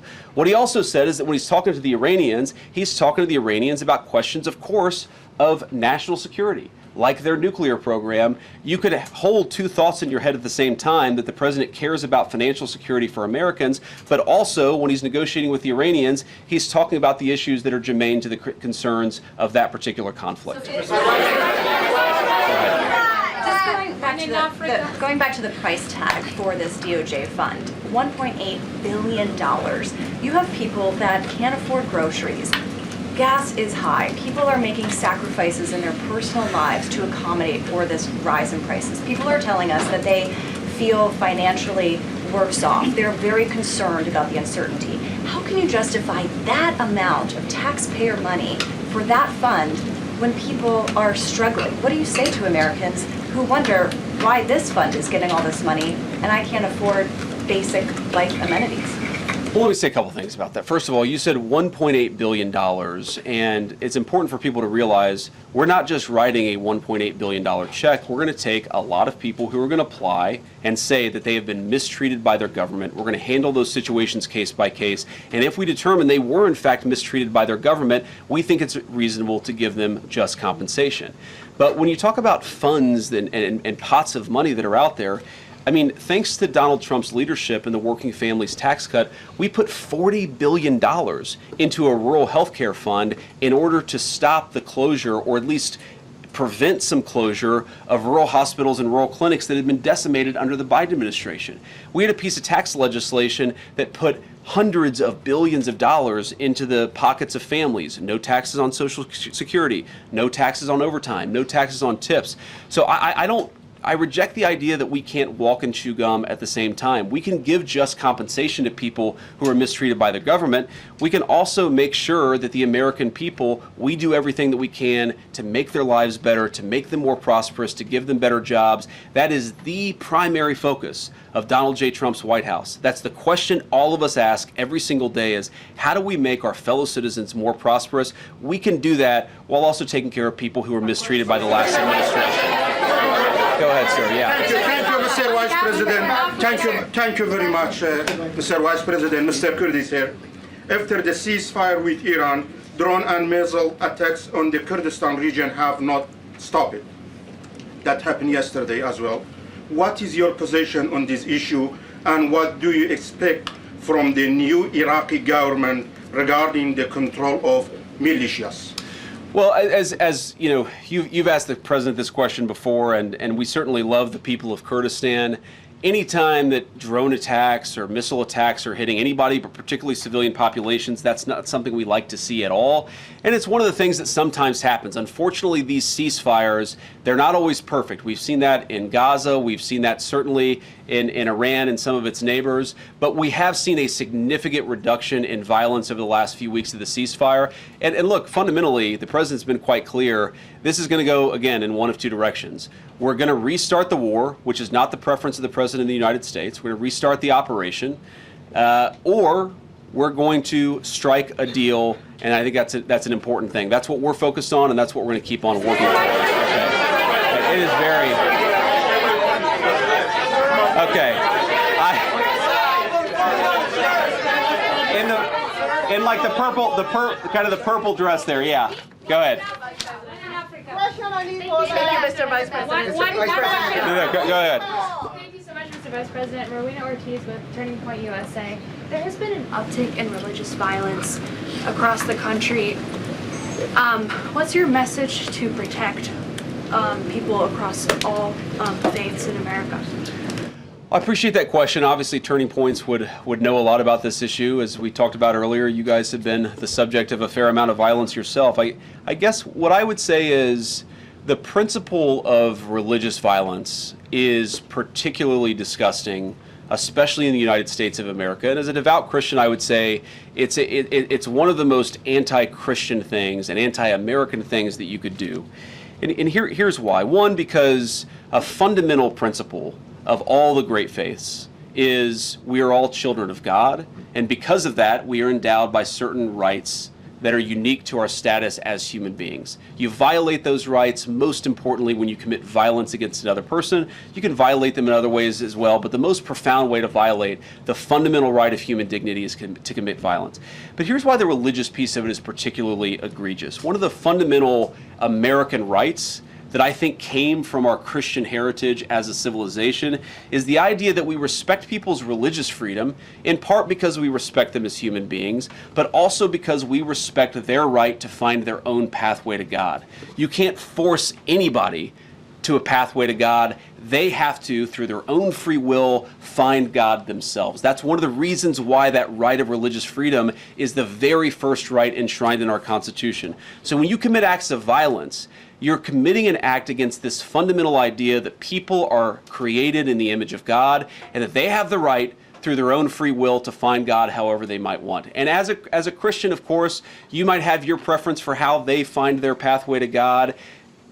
They have to find that choice. And anybody who would commit violence against another human being in the name of religion is, I think, doing something that is a violation, of course, of the laws of man, but I think more importantly, it is a fundamental violation of the laws of God. Let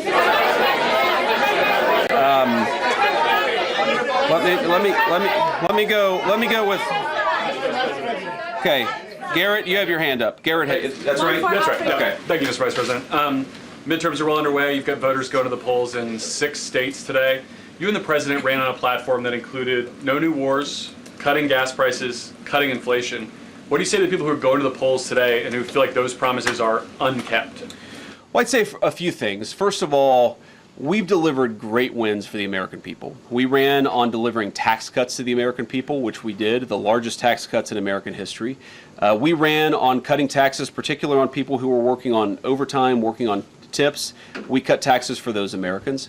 We ran on the promise of bringing investment back into the United States of America, that rather than factory closures, we were going to have factories opening. And we've seen both construction jobs and manufacturing, but also manufacturing jobs have great rebounds under the Trump administration and under our leadership. We are very aware that because of what's going on in the Middle East, gas prices have gone up and a lot of Americans are struggling because of that.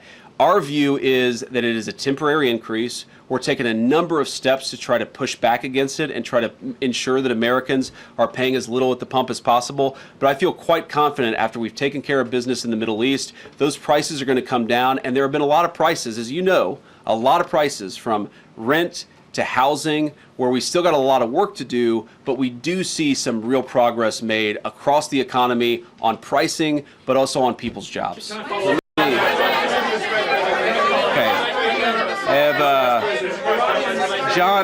I'm going to call on John. I'm just going to start calling John Rosh. John Ross at the Daily Mail. Yes. Great to see you. Thank you. Great to see you too. Thank you. So Trump initially said that the war would last 6 weeks. We are now, it's been going on for 11 weeks and 3 days. What's your message to the American people as to why it's gone on so long and it hasn't ended yet? Well, first of all, the president said it's going to be a short-term operation, and I think that has proven out to be true. The active period of conflict lasted about 5.5 weeks, and now we've been in the ceasefire where we're trying to get a negotiated settlement that gets the American people the things that we need for our national security. So I've said before that we're going to go one of two options here. We're going to have a good settlement that actually gets the American people what they need, or we're going to go back to a kinetic operation. Obviously, the president prefers to get that settlement. I think the Iranians prefer to get that settlement. But regardless of what direction the president ultimately goes down, whatever he ultimately decides, I think it's important for the American people to know two things. Number one, it will be for their security and their prosperity. That's why we're doing this.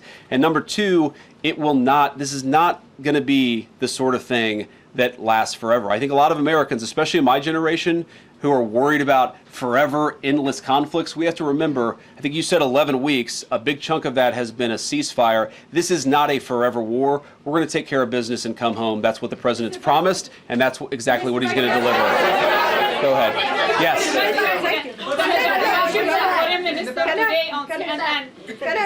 No, the orange. Yes. Yeah. Guys, please don't shout over each other.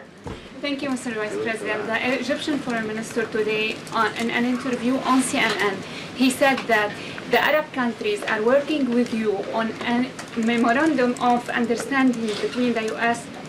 and Iran that can lead to a deal. Can you confirm that? And one other question also on Iran.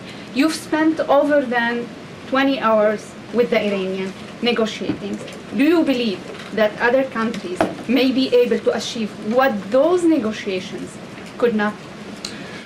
Well, I think that the purpose of our initial negotiation was, one, to establish some relationships between two countries that hadn't talked directly in a very, very long time.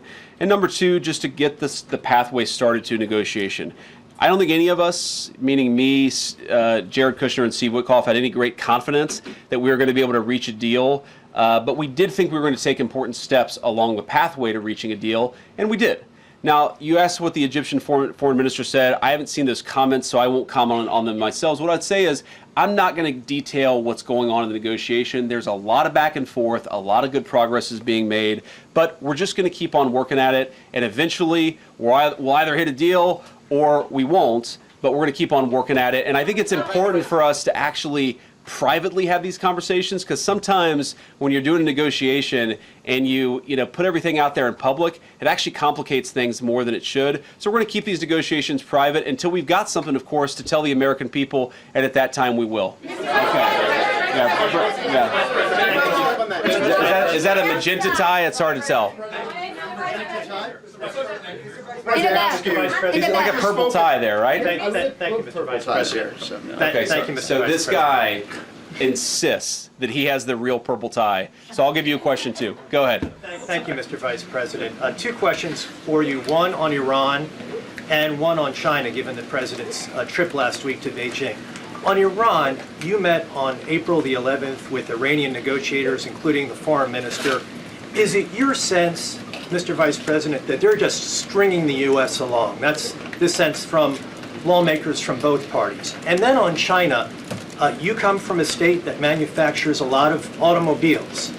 Is it your sense that within this term that you have with the President, that China-branded vehicles will be sold right here in America? Well, I think that what the president has shown a willingness to do, unlike any president in my lifetime, is to protect the American automotive industry. We are not going to let the American automotive industry disappear. There are a lot of ways in which we've reinvested, in which we've tariffed foreign competitors to ensure that American car workers, American auto workers, and the products they develop are going to be made right here in the United States of America and also available right here in the United States of America. I think it's important for just the American people. I want to make this point. Car manufacturing is one of those skills that when it disappears, it's hard to regain. And when you've got people who can build complex machines, and our great workers in Ohio, Michigan, and elsewhere, they do a very good job, they also God forbid in times of national emergency, can be called on to manufacture other complex machinery. So it's a very, very important that we protect that native auto industry. The president has done more on this than anybody, but we're certainly going to keep on working at it. You asked about being strung along. Look, you never know until you know, right? What all we can do is negotiate in good faith, try to find a pathway that accomplishes the president's objectives, that accomplishes the national security interests of the American people, and gets this thing in a good place. I think somebody earlier asked this question. I am not certain, and I'm not going to be certain until we sign a deal that we have a deal, but I feel confident enough to keep on doing the work and to try to find a good deal for the American people, and that's what I'm going to do. So the guy with the real purple tie, I will give you the final question, and then I'm going to have to hit the road. Thank you, Mr. Vice President. Sorry, this guy and then the very tall guy here. We'll give him the question. Sorry, I can't get to everybody. Marco's right. This really is chaos. This is crazy. Yeah. You guys got to behave yourself. Thank you, Mr. Vice President. The president's financial disclosures were released recently, and they showed a lot of stock trades in companies that he has talked up at events, official events at the White House, on his True Social account, sometimes even putting the stock ticker symbols in his posts and encouraging people to buy their stock. Americans, according to recent polling, are increasingly describing the president as corrupt. And trading stocks... This is a hell of a question. Thank you, sir. Trading individual stocks is something that you said that public officials should not be able to do when you ran for Senate all those years ago. And yet the president, who arguably has access to more non-public information than your average senator, is not only buying and selling individual stocks either through his trust. Okay. What's the question? The question is, the question, sir, is how can you and your administration argue to Americans that you're cleaning up corruption, you're preventing fraud, you're fighting the sorts of things that harm people and people's financial situations, when the president seems to be talking up stocks that he owns, selling them, and enriching himself? Okay, so here, let me answer your question here. That was a doozy. Before I answer your question, I want to just observe there are different ways to ask a question. Okay, you could just ask a question and try to get your answer, or you could do like a speech where you say, you know, Mr. Vice President, you're a terrible human being, and so is the president, and so is the entire cabinet. And then I'm like, what's your question? And then your question is, how dare you? Come on, man. Have a little bit of objectivity in the way that you ask these questions, because there were a lot of things in that speech masquerading as a question that didn't actually get asked, okay? Number one, the president doesn't sit at the Oval Office on his computer on his like Robinhood account buying and selling stocks. That's absurd. He has independent wealth advisors who manage his money. He is a wealthy person. He has had success in business. He's not making these stock trades himself. And your question imputes that. It doesn't say it exactly, but a reasonable person listening to that question would assume the president is sitting around and doing that. He's not. Second of all, you're right. I am a big fan of banning members of Congress from trading stocks. So is the President of the United States. All of us believe that nobody should be taking proprietary information gained from public service and buying and selling stocks. We want to ban that process, and I think the way to lead by example is banning that process, banning that approach, and making it illegal, which is exactly what the president has proposed doing. Okay. Yes. Jordan Conradson with Gateway Pundit. I'll try to make this short. There was, you might have seen this, there was a massive United Kingdom rally in London just last weekend. They were protesting mass illegal immigration and the replacement of British culture. What message do you think this should send to globalist European leaders and to leaders here? And also, I wanted to ask about several House members are revamping this push to pass it's called the Dignity Act, but it's really just an amnesty bill giving work visas and allowing millions of illegals in the country. Is that something the White House wants to see stopped in the House? Well, number one, I don't like giving amnesty to anybody. Number two, since you asked about Great Britain and the United Kingdom rally, one of the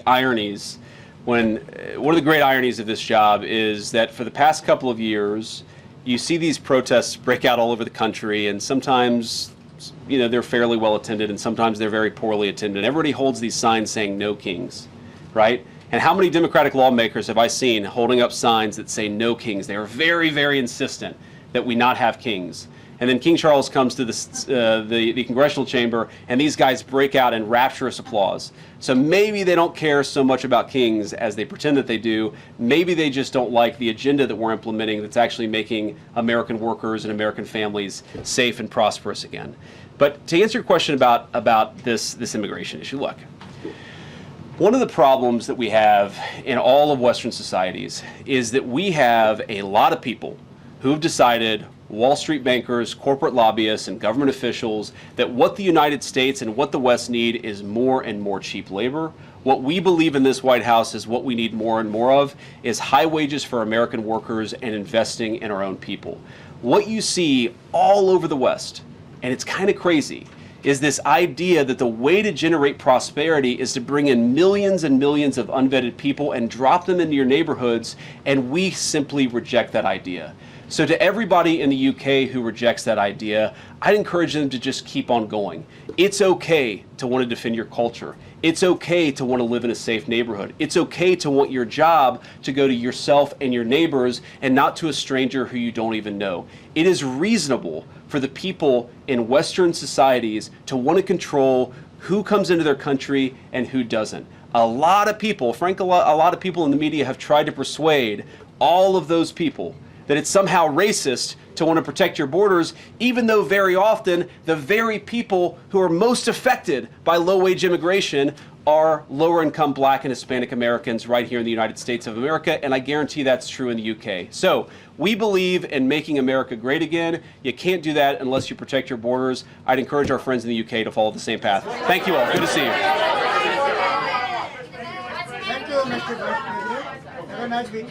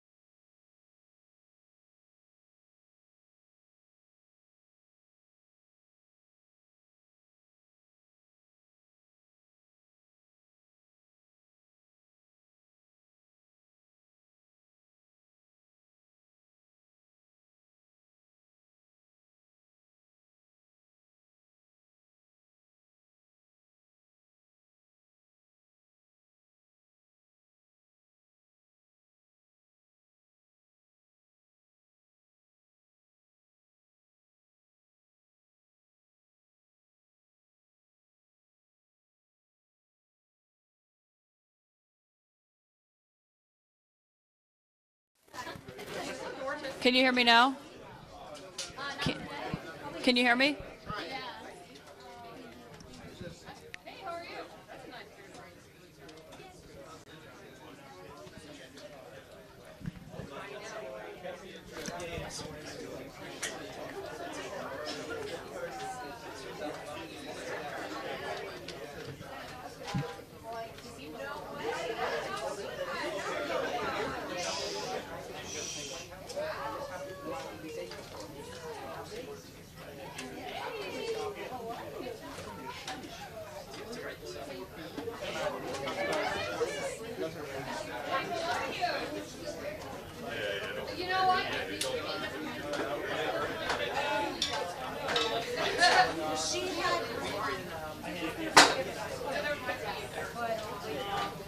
Yeah, that's a good note, Brianna, because obviously this isn't every day that you have the vice president leading the briefing, and certainly a few weeks ago, and actually at one point a reporter had suggested that JD Vance is going to be a potential future presidential candidate or president himself. He pushed back on that and said he's enjoying the job as vice president, but obviously there is something to that in terms of the president himself doing that poll last week in the Rose Garden about who people preferred, whether it was Marco Rubio or JD Vance on the top of the ticket in 2028. But certainly, obviously, all of that was looming in the background as the vice president was answering questions from reporters about the Iran war and where these negotiations stand right now, something that he said he had just gotten an update from the president on before he walked out here into the briefing room. And they're simultaneously saying that they are making great progress in these negotiations, while also saying, as the phrase that he used was, that the United States is locked and loaded to bomb Iran again. And so it's still not really clear, how material or how close they are to any kind of agreement with Iran, because the president himself has touted that for months, yet not actually obviously had anything materialize in that sense. And so there are big questions about that.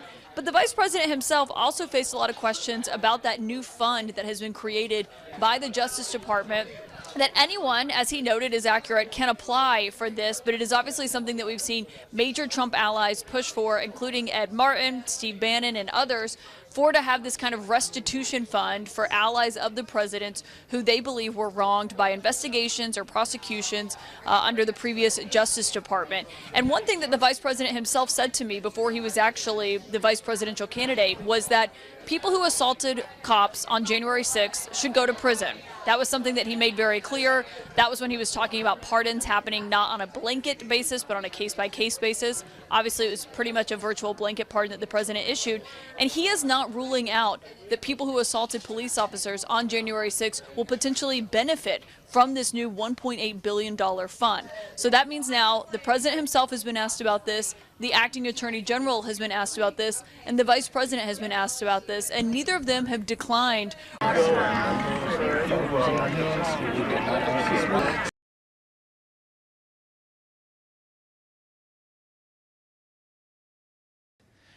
Instead, they have left it open for discussion and said it is certainly something that is obviously still very much on the table, Brianna.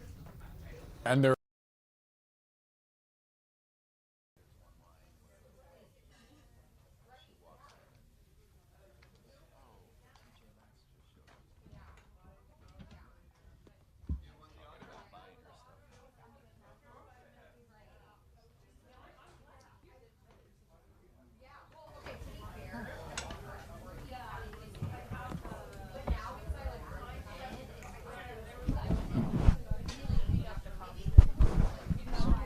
asking to refeed the cuts of this. Your issues with the audio at the beginning. I'm like, well, unless you were rolling up there. I did not roll on the back. So there's no. I mean, sometimes I do roll both decks. I know. I thought about it halfway through, but there's no audio. I'll go explain it to Alex. I tried to explain to who's asking the desk. What's the problem? Okay, well, they can vote off meetings first. There's no audio. There is no audio in the camera, yeah. But why didn't they? I mean, I don't even know how that doesn't happen, but I mean, clearly there's some routing issue. At the very beginning, there was an echo on the audio. Pardon me? But that, if you repeat, that doesn't change anything. well, no, because the audio is separate from the video. Correct. Yes. There's no audio in this camera. Or my camera. Clear. The audio comes from one. That's what I tried to I'm like, what? Our jelly's still Do either of you ladies have a tripod I can borrow? I don't have one. I'm gonna go say goodbye to them. I'm gonna grab my. Oh, there's. You know, I thought he was gonna call me. He looks perfect. I know. I worked specifically. Or if somebody could just. I'm sorry, I don't. And then I zoomed in and then I potted the other one down. Yeah, if it could have been, because it could be just in the audio. Repeating it doesn't change it. Although, wait, no, it should, because it's a completely different line. Yeah, like I have no audio in my camera or yours. Right now, yeah. There's no Repeating it doesn't do anything. Sorry.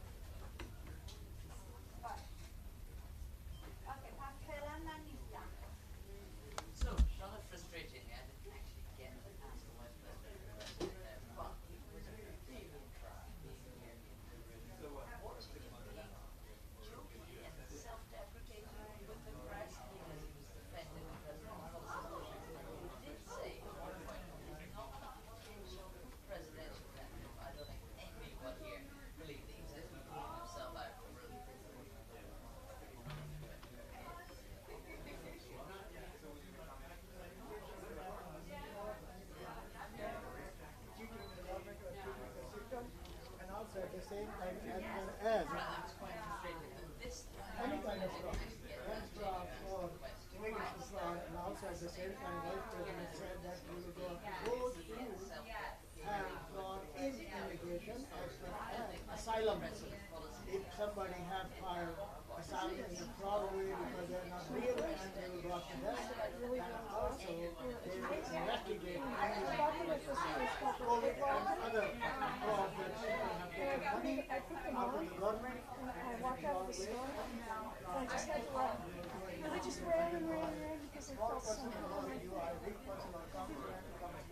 And bring back that great memory. That they will investigate.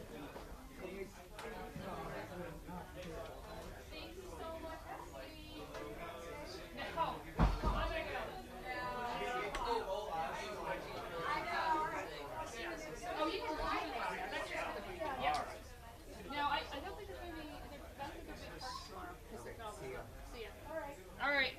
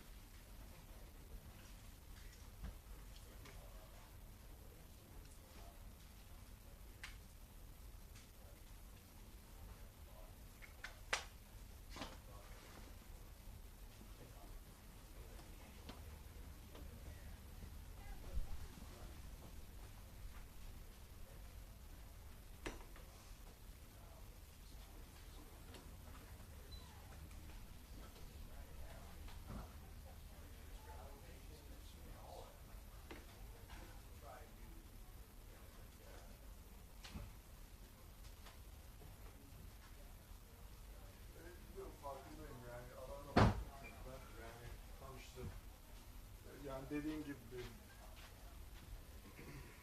Hazar falan da var işte İngilizce karşılık ama yani böyle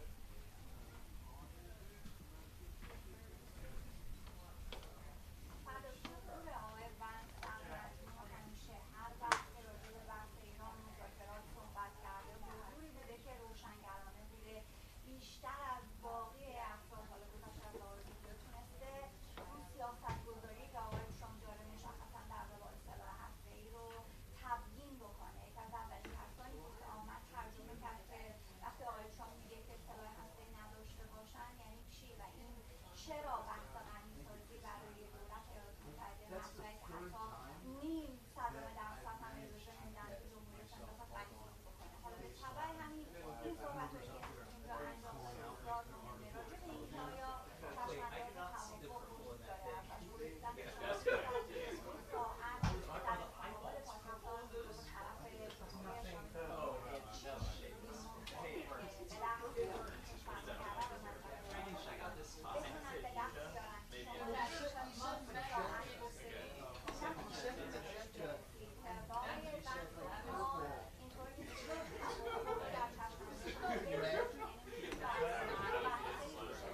That's why I've been here for right now.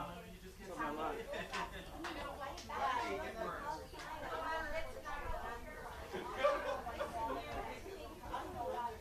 You got a question? What do you say? Does that look purple to you?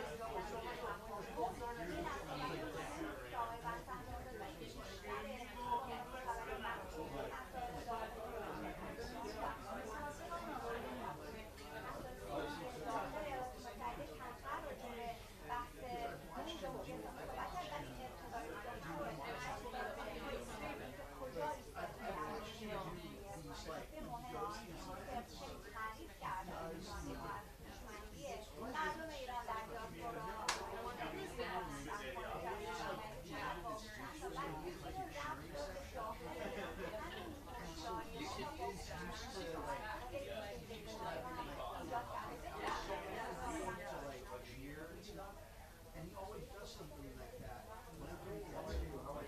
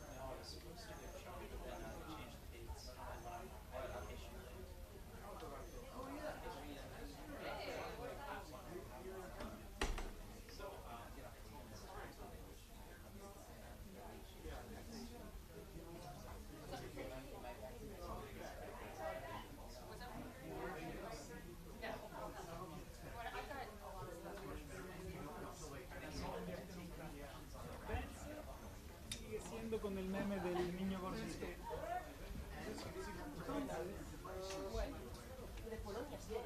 Sí, de hecho nos ha dado a comer. Sí, cuando he llamado a Iva, he llamado a mí, pero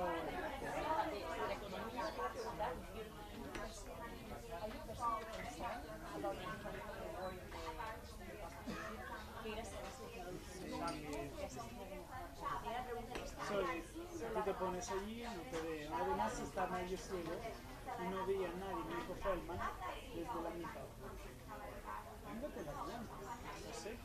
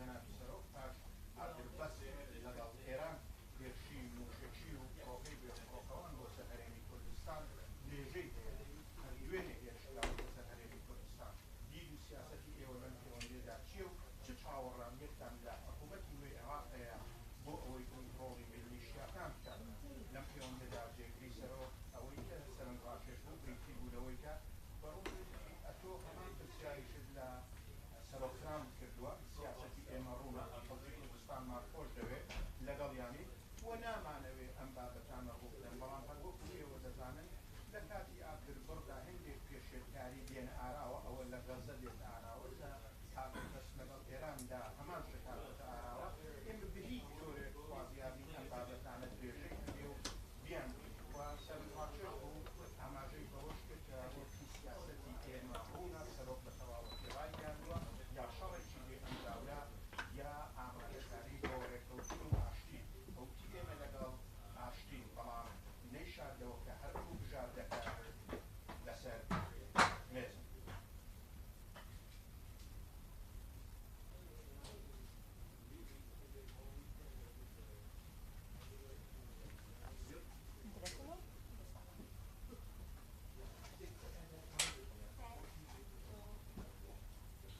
JD Vance معاون رئیس جمهوری آمریکا روز سه‌شنبه در جریان یک کنفرانس خبری در ماساچوست گفت ایالات متحده و جمهوری اسلامی پیشرفت‌های خوبی در حوزه مذاکرات انجام دادند. گفت این سئول به عنوان معاون رئیس جمهور برای ساعت‌های طولانی به اسلام‌آباد سفر کرده. برای بیش از 20 ساعت اونجا با طرف جمهوری اسلامی مشغول بوده. همه‌ها معلم این نکته است که ایالات متحده می‌خواد که حسن نیت به جمهوری اسلامی نشون بده. آقای وانس میگه که آره شما تدبیرش مذاکره و صلح از طریق توافق است.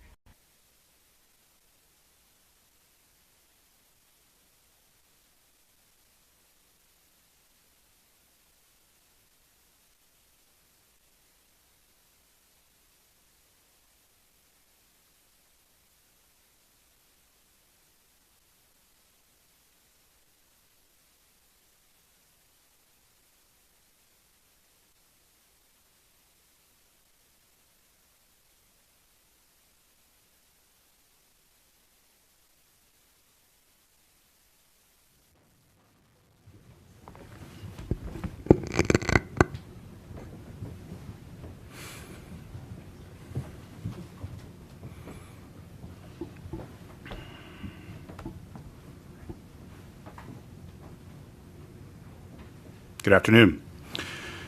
For those wondering, 2 years, 245 days.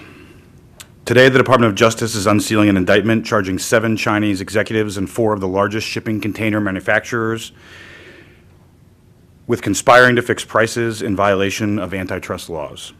Collectively, the Chinese conspirators manufacture about 95% of the world's standard dry shipping containers. These charges arise from a conspiracy to restrict the output and fix prices of shipping containers at the start of the COVID-19 pandemic. Shipping containers are key to transporting billions of dollars of goods to Americans every year. Around the start of the global pandemic, these manufacturers exploited the crisis and their market power to squeeze the supply chain for profit. Through coordinated agreements, including the use of video cameras to monitor production lines and prices, this Chinese cartel dramatically raised the prices of shipping containers between 2019 and 2021. These companies were rewarded handsomely. Their profits increased nearly 100-fold, receiving over 11 billion won at the expense of American businesses seeking to transport goods from China. The Justice Department is committed to prosecuting criminals who harm Americans domestically and abroad. We are holding these Chinese bad actors accountable for exploiting the pandemic to fill their own coffers, and this Justice Department will continue to vigorously enforce criminal antitrust violations. I will now turn the podium to Acting Assistant Attorney General of the Antitrust Division, Omid Asefi.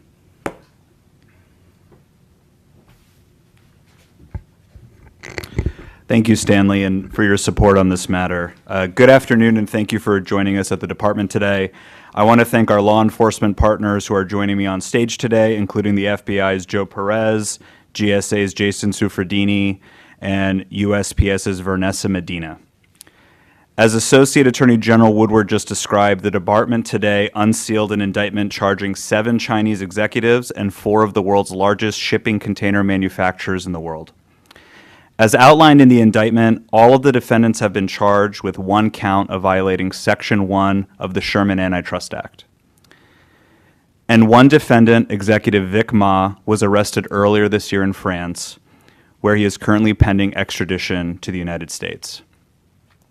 This historic indictment makes clear the Justice Department's commitment to prosecuting antitrust crimes wherever they may occur. Simply put, if you fix prices, rig bids, or allocate markets, the Antitrust Division will track you down, will prosecute you, and put you behind bars. The charges we announced today underscore that basic truth. This case is about $35 billion of global commerce that affected everyday Americans on a human level. It is about the necessary goods and supplies we rely on every day to take care of ourselves and our loved ones. This case affected every American store shelf and every American home. It's about how, at the height of the COVID pandemic, the defendants lined their own pockets by choking the world's supply of shipping containers, all at the expense of the American people who suffered goods shortages and surging prices. As charged in the indictment, the conspirators are the largest manufacturers of the world's shipping containers. These containers are the steel, truck-sized boxes that carry most of the world's goods across the seas. If you've bought medical supplies, auto parts, or electronics in the past 60 years or so, a shipping container made it possible. Yet today, if you want a shipping container made, you must buy it from essentially one of 6 Chinese companies. Together, these companies comprise 95% of the most common and standard container, an unrefrigerated steel box with standard dimensions. Before the charged conspiracy, the 6 manufacturers competed against one another. The result? Shipping containers and the goods they carried to our country were cheap and plentiful. But that wasn't enough for these companies and their executives. So in November of 2019, on the brink of the COVID-19 pandemic, the 6 manufacturers entered into a conspiracy to restrict how many standard containers they would all make. This allowed the companies to create an artificial shortage, which enabled them to raise container prices and make more money at your expense. Put simply, they created an antitrust cartel controlling 95% of all container manufacturing in the world. With their global market power, the conspiring manufacturers and their executives choked the supply of the containers precisely at the time the world was depending on it most. To take just one example from the indictment, the manufacturers set up video surveillance cameras in each other's factories to make sure that nobody cheated by making more containers than they had all agreed to. And the manufacturers policed the agreement, making sure that if any of them made more containers than they had agreed upon, the manufacturer would agree to pay a penalty for violating the quota. To quote the manufacturers themselves, they would wage a war against small independent factories who dared to undercut the cartel's artificially high prices. And the executives knew what they were doing was wrong. They wrote each other emails like, quote, "I feel very uneasy reading your report. Maybe we should delete this string of emails after reading." They warned each other to be secretive because they risked, quote, "violating the monopoly law or being accused of price manipulation by our customers." Now remember, this was in 2019. When the COVID pandemic started in 2020, delays beset shipping worldwide. With many places in lockdown, Americans stopped spending on restaurants, gyms, and vacations and hunkered down to buy the essential items of pandemic living, like medical supplies, toiletries, home office supplies, and more. We endured shortages and experienced real pain. Many of us couldn't get the things we needed. It was not that long ago when our store shelves were empty, our back orders multiplied, and the price of our common goods surged. As a nation, we collectively endured through that difficult time together. Meanwhile, the defendants and their co-conspirators reaped the benefits of our misery. They made it harder and more expensive to get the goods that Americans relied on. Indeed, the defendants' conspiracy triggered a global shortage of shipping containers. And for example, from 2019 to 2021, the price of a standard container more than doubled. And while Americans suffered, the defendants profited. The profits of one publicly traded corporate defendant jumped from a loss of $110 million in 2019 to a gain of $180 million in 2021. The profits of another defendant jumped nearly 100-fold, from about $20 million in 2019 to about $1.75 billion in 2021. For this crime, the Justice Department has charged 7 container manufacturing executives and their company with felony violations of the Sherman Antitrust Act. This case is a milestone in international cartel enforcement with a value of commerce exceeding, by some early estimates, $35 billion. In October of 2025, the talented team behind me secured a grand jury indictment against all 7 defendants and 4 companies. The indictment sat under seal as we waited for justice, and sure enough, justice was secured on April 14, 2026. On that night, the defendant Vic Ma, a global-trotting Chinese executive, attempted to fly from Charles de Gaulle Airport to Hong Kong, where he was intercepted by a group of law enforcement officials as part of Operation Midnight in Paris.